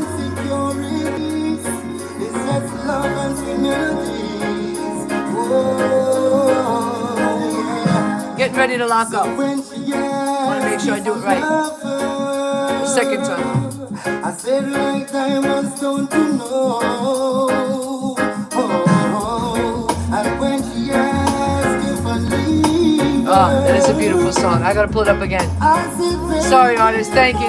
I'm being selfish tonight. Your music gives me chills, man. Full spectrum. Yeah, man. Really. Mr. Royal, I can't. Go check it out on YouTube right now. Thank you, Isis. she's been through the trial, she's been burned. She don't really want the triangle of fame. I tell her no insecurities. Yeah, man, check out this book. Oh, massive. I'm trying to learn this for my radio show next week, y'all. I got really serious here. I said like diamonds don't you know. And when she asked if I leave her, I said baby no. But, Mr. Royal, I can't. On the guidance rhythm. Even if I try to, I can't. This is for Isis, Miss Isis. Even if I want to, I can't. No, I just can't. Fans, anybody have a question tonight for Mr. Royal? Even if I want to, I can't. Even if I try to. Besides the festival we're manifesting right now, Mr. Royal, they wanna know where you're going. Yeah. I can't, no, I just can't escape you. I just can't escape. I want to play drums and roots and culture through the world, you know, with like-minded Rastafari, yeah, and have special Sabbath celebration, even if it's once a year or, yeah, man, I want to build up I haven't seen it yet the way I want to see it. I hear about it. After John, there's nothing but your love. Even if I want to, I can't. Even if I try to, I can't. Even if I want to, I can't. I just can't escape. Thank you so much for everybody for joining on the live. We're going to post it as well. So, yeah, man, check it out, share it out. You can pull it up and we learn a lot of stuff tonight. And if you're listening for the first time, again, Mr. Royal on CleanWay InSound. Yeah, man, coming out of Trinidad and Tobago. I just can't escape your love. Some men know me from play the game. But My favorite is the song I put on the advertisement, Angel, I think. Yeah, man, that's big. I'm going to keep booming it out. Chochidan, Wagwan, Freestyle King. Now. I definitely see we got a lot of Trini names tonight, you know? And hopefully you're gonna get our Jamaican and our hip hop. A lot of hip hop artists were in there tonight. I can't. I just can't escape even if I want to. All right, Mr. Royal, I think for Isis, and I know you're up to it, give her a little acapella on this one. She said this is her favorite track. I can't. So when she asked if I love her, I said like diamonds, don't you know? Oh, and when she asked if I would leave her, I said, baby, no. 'Cause even if I want to, I can't. Even if I try to, I can't. Even if I want to, I can't. Oh no, I just can't escape you. I just can't escape your love. Blessed love. La la la la la la la la la. Thank you, Miss Isis, for asking for that one. That was the right one to get I don't want to say a little acapella, a lot of acapella. Beautiful, Yeah, beautiful, sweet big bang, voice. big bang. Share it the live, you all, Mr. Royal. I think we have. I don't know if it's one or two more, but I'm gonna save Angel for last. So they want to know where you going? Yeah, where you planning next? Any shows coming up? Festivals coming up in. Yes. A lot of shows coming in. Thanks to ISIS promotion again. Big up, big up. And CleanWayRecords too, because when people saw that ad and that flyer, it really sparked some interest in the people. So Thank you, I must thank you, say thank you, thanks thank again you, thank to you. CleanWayRecords, ISIS promotion. Marcia Whitaker, bless up yourself, heart of love every time. Yeah, man. DJ Dollar Up Life. Yo, he's a humble. Oh man, he's a really surprising. I don't know why. Sometimes Jamaicans don't like when I say gentleman, but screw them, man. I'm just gonna talk the way I talk, international talk. I speak international.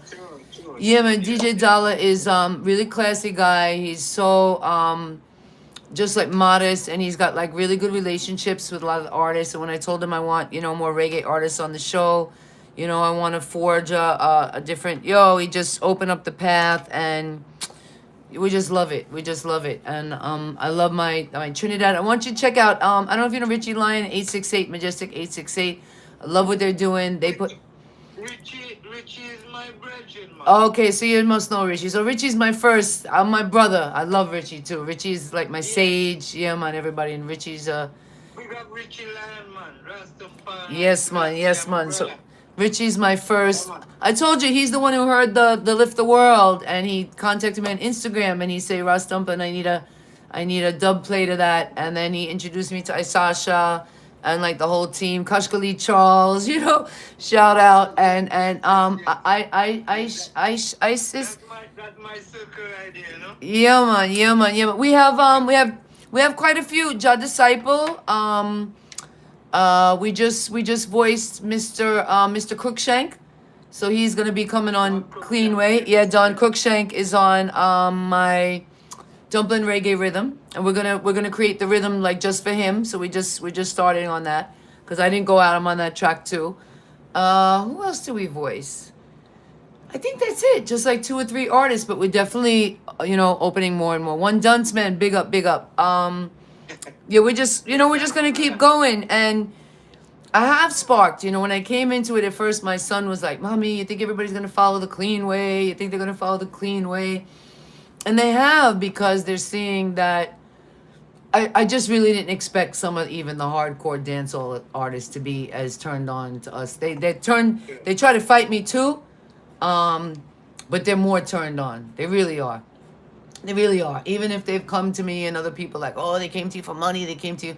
No, it's still because they're interested. It's still because some of them felt like, what does this mean? What does it mean clean? Let's see. Maybe we could go a little, because they know everybody's talking about it. My stepfather in Jamaica was like, they don't know who you are yet, do they? They don't know who you are yet.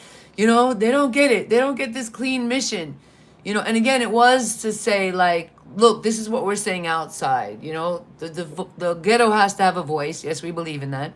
We were committed to lift like one ghetto artist at a time. But we encouraged them. We said, if you're going to do it, and they did at the beginning, shout out my brother Falco the General, we told them, we'll let you do a hardcore track, but you have to do a clean version. You have to do an official clean version, not a bleep out. And we were getting it at first, and then it's kind of like the roads divided. Any advice to us for that? Because I know you said you don't really, you stick to you came out because of reggae, really. Becoming a Rasta made you have that voice. So go to that and speak more about that. And anybody may be thinking about that. How do they make that decision? Because there are artists that want to do both. So is that okay? Quite okay. It's quite okay, if you want to do like 2 genres of music, But the thing with me though, I think like my thing is about a calling, it's about a mission. you know, and I don't think any other platform will afford me to carry out that mission the way I supposed to, you know what I mean? Because I've listened to all other genres of music, R&B, country and western, and you know what have you. And I can tell you that they all have their own dynamics and their own style. But where reggae is concerned, is a more uplifting something, is a more something in the message, a more deeper note in the message. You know, it's something that they can connect to. You know, because it's all about reality, and we live reality every day. You know. Yes, I. So that is why you know I kind of like stick to that one platform. You know? Yeah, man. There's a universality about it. Yeah, I think, yeah, a it's timelessness. all well and good. It's all well and good. If a brother was Christian, you know, want to do reggae and then they want to do dancehall and probably something else. It's all well and good because the market is open for all sorts of music and all sorts of voices as well too. Would you was there a possibility you could be interested in, say, if it was a live, like a live Afrobeat track? Could you be tempted to do a conscious message on that type of rhythm? Or is the flow and the rhythm really have to, and the message kind of all comes together for you in a perfect way that you wouldn't want to mess with it? No, I think I could put something on that rhythm still. Okay, I like that. I love that. I want to see that. Did I play the one created in Ja? I think I know I have Angel left. Let me see. Did I play this one? No. No. Okay. Yeah, but I have created in Ja. Tell them the name of this.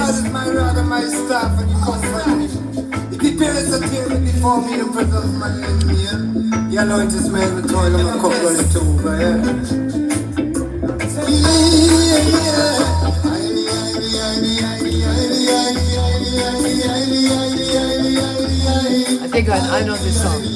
Yeah, man. Some of these songs I know. You just know they're forever music.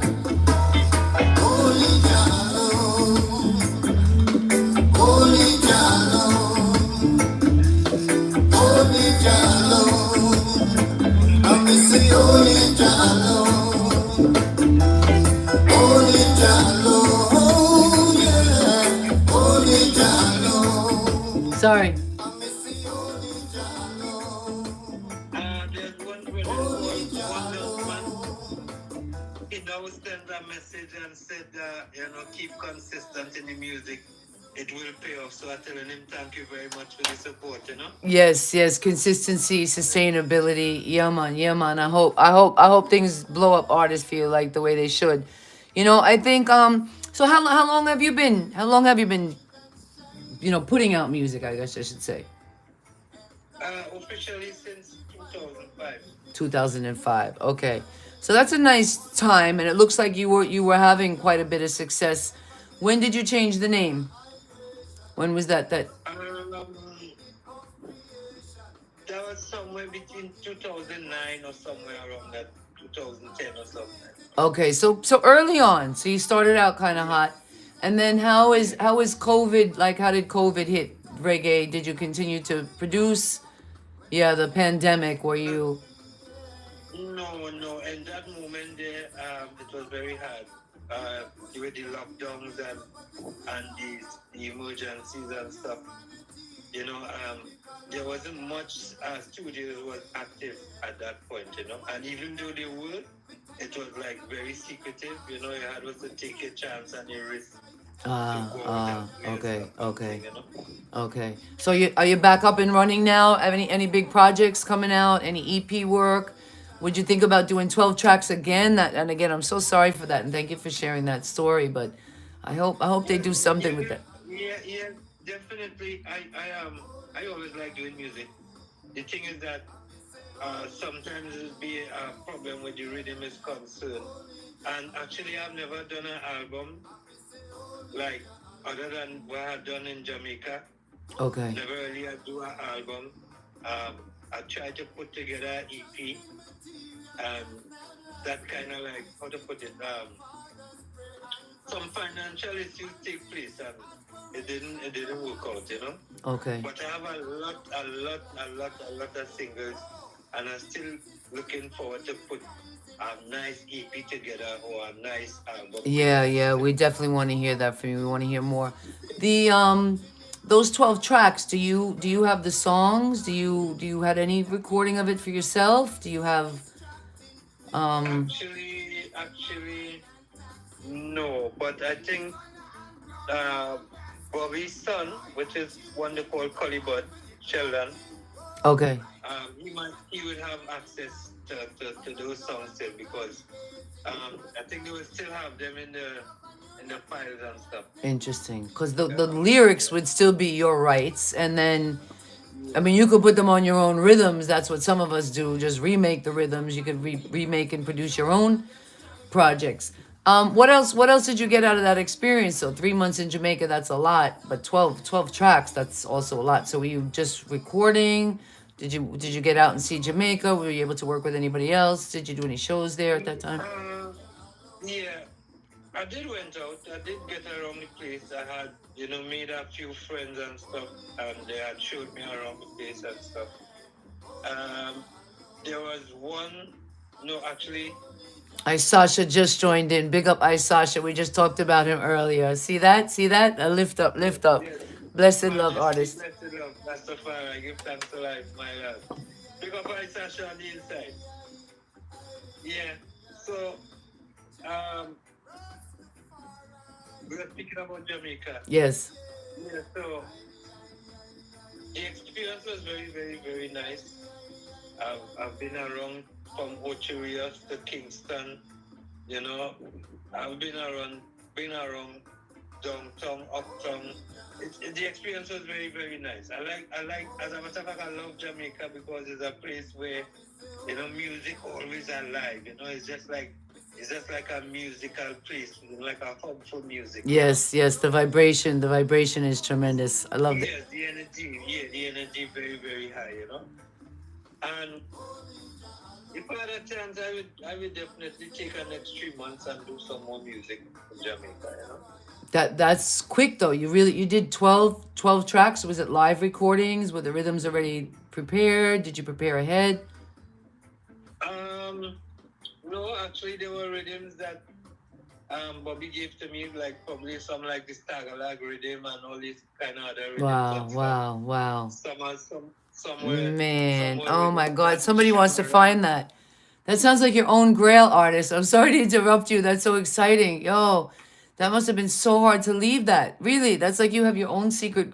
I had books and poetry. And when I went through that mold, we lost everything in the house. So I had things I created, beautiful books, poetry, books and books of poetry and journals gone. There was no way I could like reproduce it. So I know that kind of feeling, but right now as I'm talking, I feel like, somebody's got to go find that grail for you. Somebody's got to, fix that up and let you get that's yours, that half of it is yours really, your lyrics. To me, I have this philosophy, like I said, with the law and music. The rhythm, I bring the rhythm as the record label, right? Most of the time I'm the producer, so I bring the rhythm. So that's the first part of the creation. But then the artists bring the lyrics.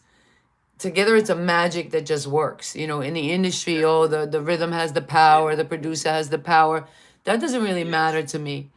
And it's sad, and I try to have that respect with my artists and teach them that once you agreed to voice that a child is created, a life is created, and that life needs to be supported. And even my lawyers told me that. They say your job is to keep the music out, not to take it down. Even sometimes artists, we've been through rough things. There was one artist and they said, no, take it down because it wasn't going to move. And the artist was a criminal, and against us. So they said no. But other than that, little things, no, the child, and the music must go on. So I love this Angel. I'm going to save that for the last, but they want to hear a little bit more about where you're going. I went way over on time, so I don't want to take your time. So, again, one is tell us about some shows, next plans, maybe to go back to Jamaica, get that work. Any producers putting together these projects and EPs? Because we definitely love to hear it. Yeah, well, I have some shows coming up, like from the 15th of July 30 or the 31st, the 12th of August. You know, I have some bookings coming in Okay, awesome. and some others coming in still. Music, still doing music, still recording, still want to put an album together, EP. I need to do a press kit, you know. I still have some work to do on myself where you know, bringing myself to that standard or that recognizable standard that, you know, a person could, you know, now go into my press kit and get all the details that they would like to have instead of have to search here and there and stuff, you know. Your team is gonna help. Your team is gonna help, I think, because I suggested with them, like to align the name, little things like that. You can align the name, and you can find a way. Yes. Like I didn't plan on keeping Ross Dumpling. Ross Dumpling was just my first song.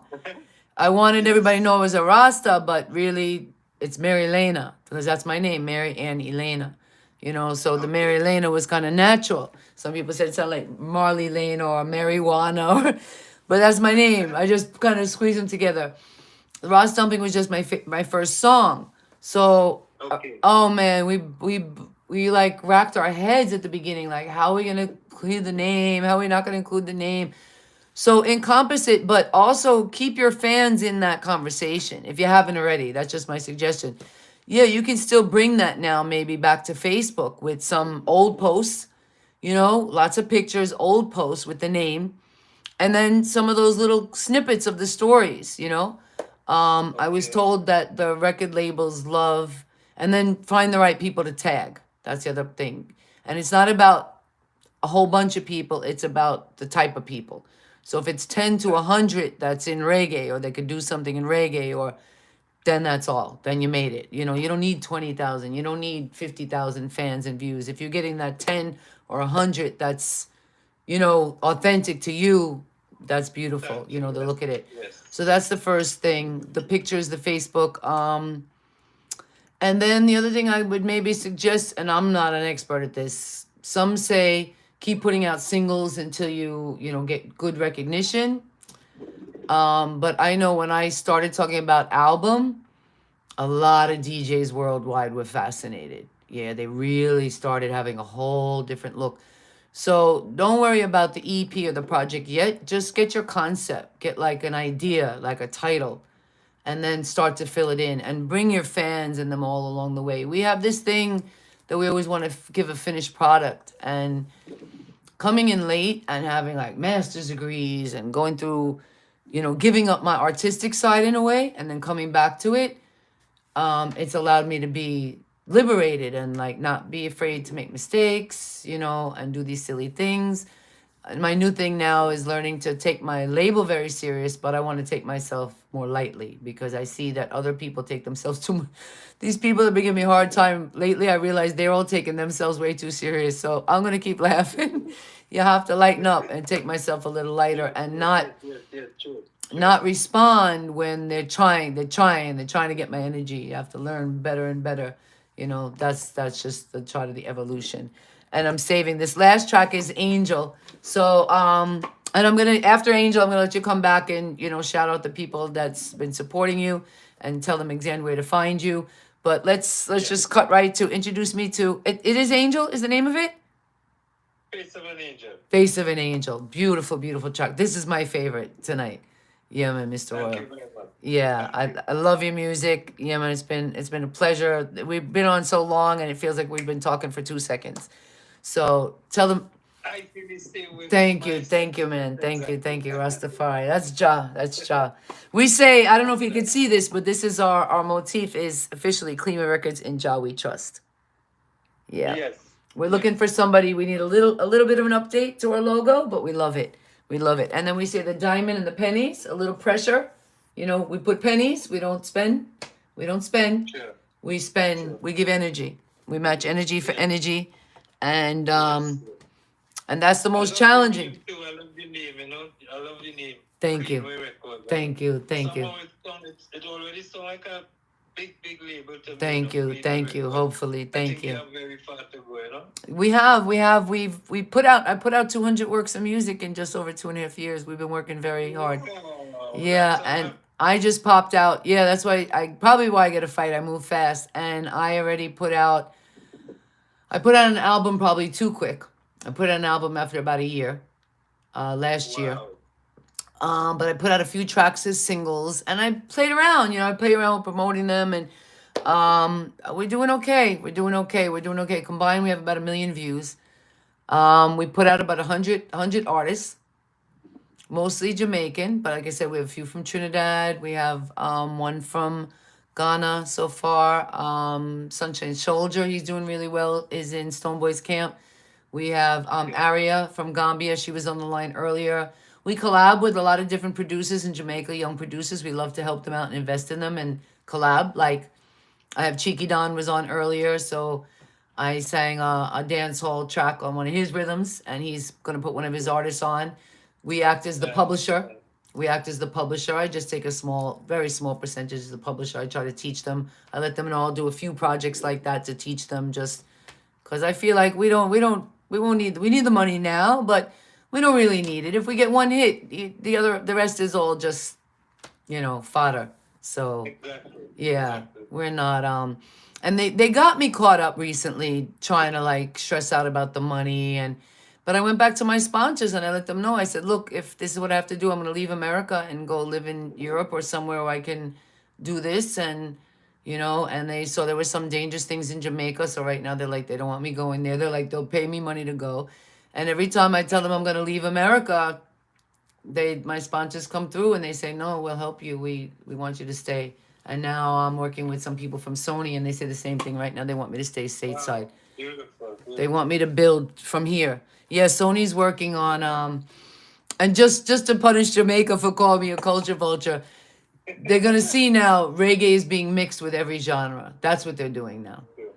There's a reggae cowboy rhythm out recently, reggae country rhythm. I don't like it, but it's very interesting and it's doing really big. You're gonna see it. You're gonna see it. And my guy is trying to do like a reggae rock for me. Okay. Yeah, it's about a year, going to be about a year-long project. But like I said, get people into the idea of your EP, whatever it is. Like mine is Roots and Culture. Excuse me, I have 2 tracks finished, and now I'm not in a rush. At first, I was like, oh, and now I'm just, yeah, bring them in as fast as we move. How many tracks you putting on the album?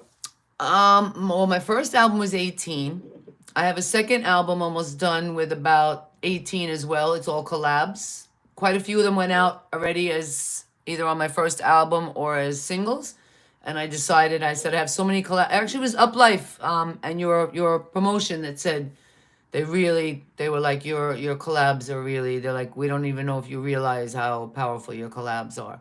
So that made me think, let me put them out as an album. So I'm putting out Shared Evolution as an album soon. I was going to finish a couple, but same thing. I had some people just not ready. And then my EP, I was planning 6. I did 2 tracks. I did Roots and Culture and Evolution. The video's already done. I'm waiting on the teaser for Evolution. Evolution is a drill. It's a hip-hop drill. But I sing, gotta feed the people, gotta lift the people, gotta love the people, hug the people, heal the people now. What the world needs now is love. What the world needs now is love, with my drum on a drill. And I felt like I was answering my Rasta brother back to tell him, no, I'm gonna meet them on a more fast-paced vibration and come up. So I don't know. I was thinking 6. I have quite a few reggae tracks I could let you hear. We're gonna dock them up. I have some beautiful reggae tracks, but my record label people are telling me now, slow it down and go. They're like, maybe 3, and go 3 hard. Go 3 intense, heavy. So I don't know.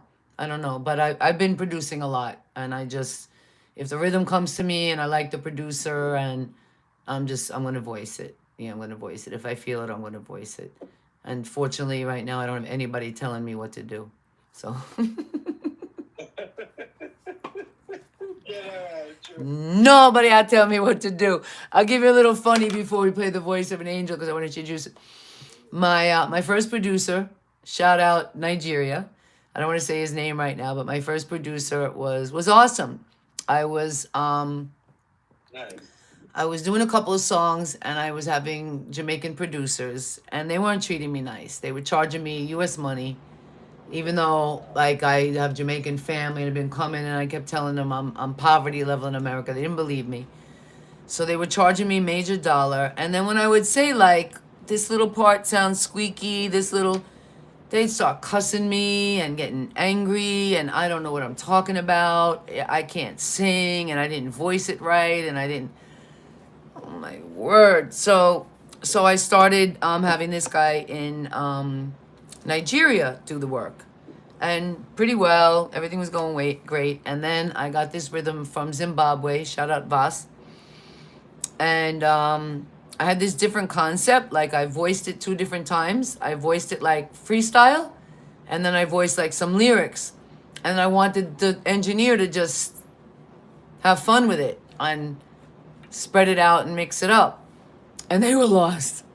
Selector UK Rondon Wagwan. Yeah, man. They were like lost. But I kept working them through and they were getting there. They were getting there. But they were like starting to drop the ball.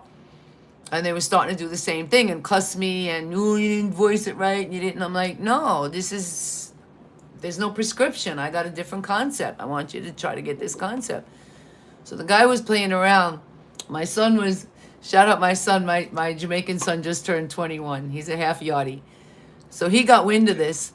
He was like 16. I don't even know if he was 17. Maybe just turned 17 at the time. He got wind of what was happening. And he happened to, the guy called or something, and he picked up the phone.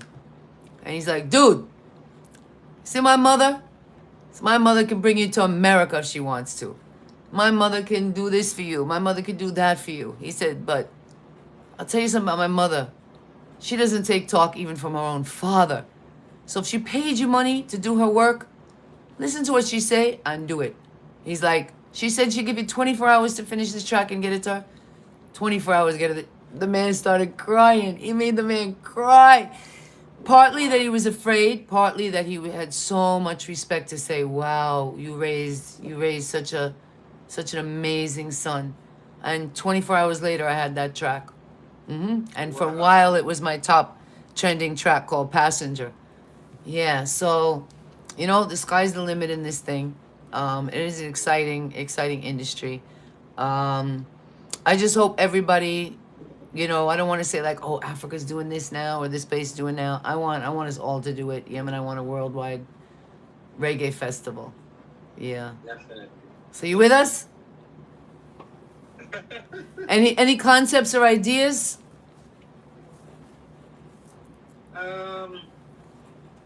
At the moment, kind of blank right now, you know. Okay. All right. Because I think that's because you know how I never really put on a show for myself personally. Although thinking about doing that, like probably a Mr. Royal in concert or something like Yes. that, you know. But I've never really ventured in trying to do that. So then, you know, I wouldn't really have, you know, much credibility and ideas to really share with you, you know. Well, I'm kind of the same, Mr. Royal. Thank you. So people have been coming to me, but I think I'm gonna take the next steps now as CleanWayRecords. I'm gonna take some steps. We're gonna find the right people. I've been afraid, like I have the concepts, I have the ideas, but I wouldn't know like the workings. I just know some of the details, and my focus would be that the artists are taken care of. And we were gonna do one in Gambia. We definitely wanted to have local artists. We always like to infuse the local customs. I always like to do like a school tour or a school visit or something with the local people. I just believe in that no matter where you go. I think it should be, That's nice. yeah, I think it should be like, and again, the Trinity, like a school visit or something charitable, then like a club show, and then a big stage. You know, that's what I want to do everywhere I go. So introduce to them the voice of the angel? Face of an angel. Face of an angel. Okay. Yeah, introduce to them the track. Yes. Yes, Massive. This is Mr. Royal bringing to you Face of an Angel.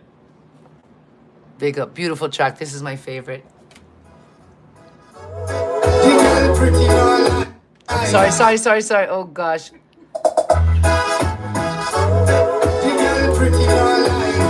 It's like an angel up baby from the eye.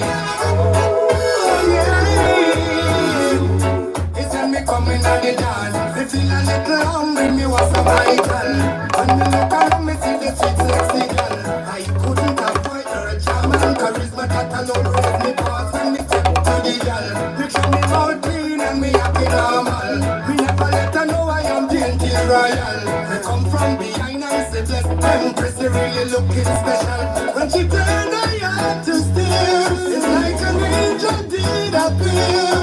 And though I was so jolly and glad to be near the lady, she had a face like an angel, beauty in her heart. I just had an idea. We got to salute women in the world. I'm going to pull this up. Could be the Face of an Angel tour. What do you mean?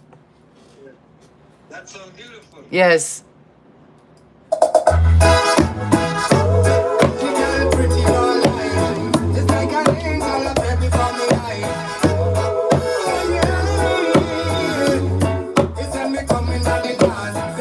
Royal Dainties.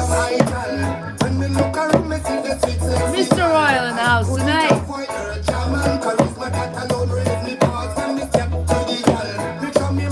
Check this one out. This is my favorite. The Face of an Angel.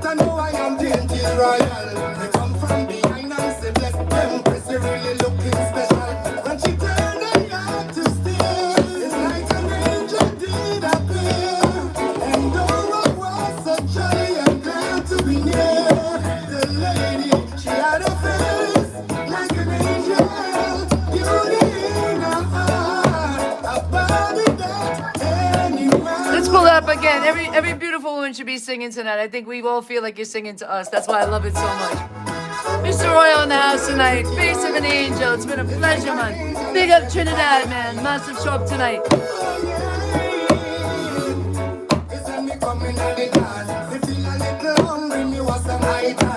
When we look around, me see the sweet, sexy girl. I couldn't avoid her charm and charisma that alone raised me past when we step to the girl. Picture me mouth clean and me acting normal. We never let her know I am dainty royal. They come from behind and say bless Empress, you really looking special. When she turned her heart to stare, it's like an angel did appear. And though I was so jolly and glad to be near the lady, she had a face. Yo, boom this out, y'all. This song needs to be like billions.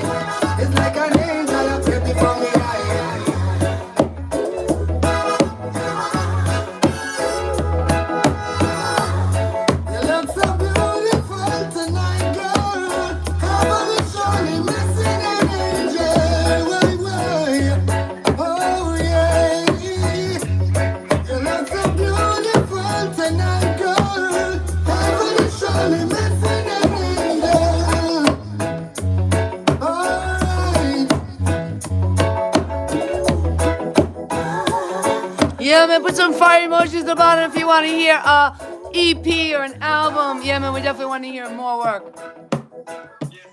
Yo, we want to uncover that grail. I'm so glad you told us about that. Wait, I got to back up a little bit because we did the advertisement. I just want them to see that, I try to dress in the flag tonight.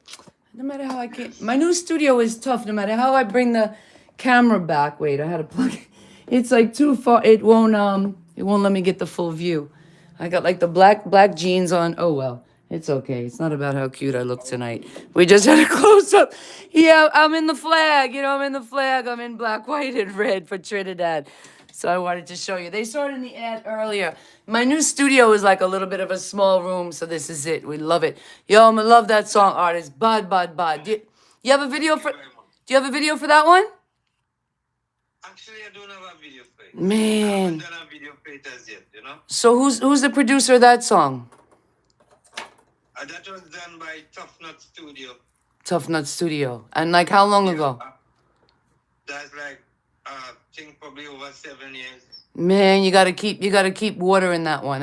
So Sasha was on the line earlier. I don't know if he's still here, but Yeah.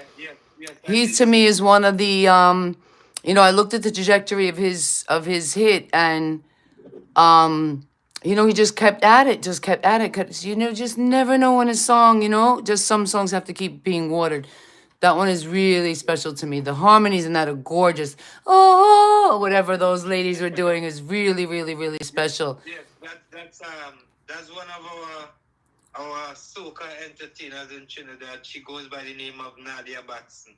Nadia Boxon. Okay. So she's a real singer that not every singer could do harmonies or is willing to do harmonies, but she's very, very, very, very good. Splendid singer. Beautiful. She's just as good as Queen Omega as well too, Okay. Very good singer too. Okay. We'll have to look her up. We have to look her up. That was awesome. Artists, it was amazing show tonight. Let me let some of my lights down. I feel like, we could be more familiar now. I mean, the bright lights, I feel like a formal studio, but we spoke about so much tonight. Everybody, just you have to watch and pull up the audio, check out the songs, check out Mr. Royal. I mean, we just got a little tease tonight, to be honest. Just great music, and we hope to hear more and more. And let's hope that festival, let's keep manifesting. No joke. Thank you very much, Marilana. The pleasure is all mine. As I say, it's a God-blessed feeling to reach this far, because I in my capacity, I didn't even think I would have reached this far. As a matter of fact, that all the songs I have done, at a point of time I had considered them so old that they mightn't be able to play again, or people might No.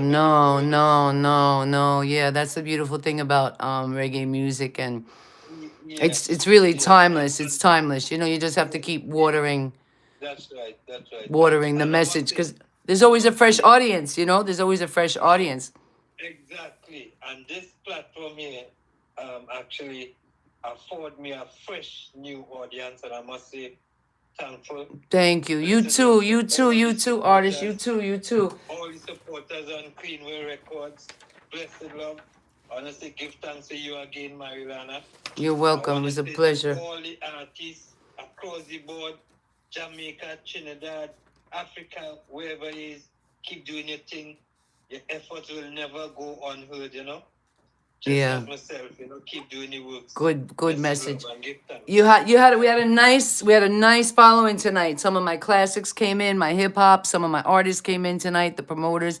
A lot of people from Trinidad definitely came in tonight. Yes, I think we're gonna share it out all over. We are on YouTube as well, and the sound looks good tonight. I did lose. Oh, I see my niece, my baby niece came on. She's great. My Maria from up in New York. She's like my niece, my number one fan. Sometimes you have.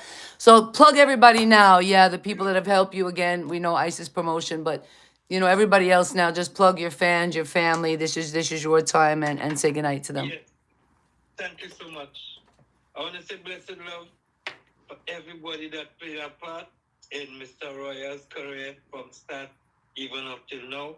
Jafire, big up yourself. Sasha, Queen Omega, ISIS Promotion, Black Chalice International, Flow Rafters. I want to big up my Empress. I want to big up my Queen, my little youth them. Nakosi, Nazari, and Daniel.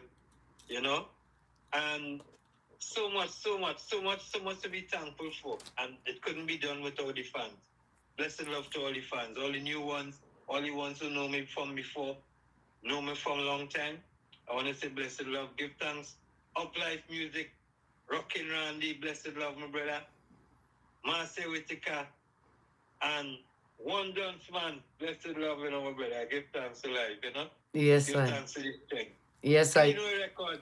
Yeah, man. So we want to announce we got more coming from Trinidad this month, y'all, for July. We're really excited. We got Just Sight coming next week on the 13th. We got Arrow Scientific coming on the 20th.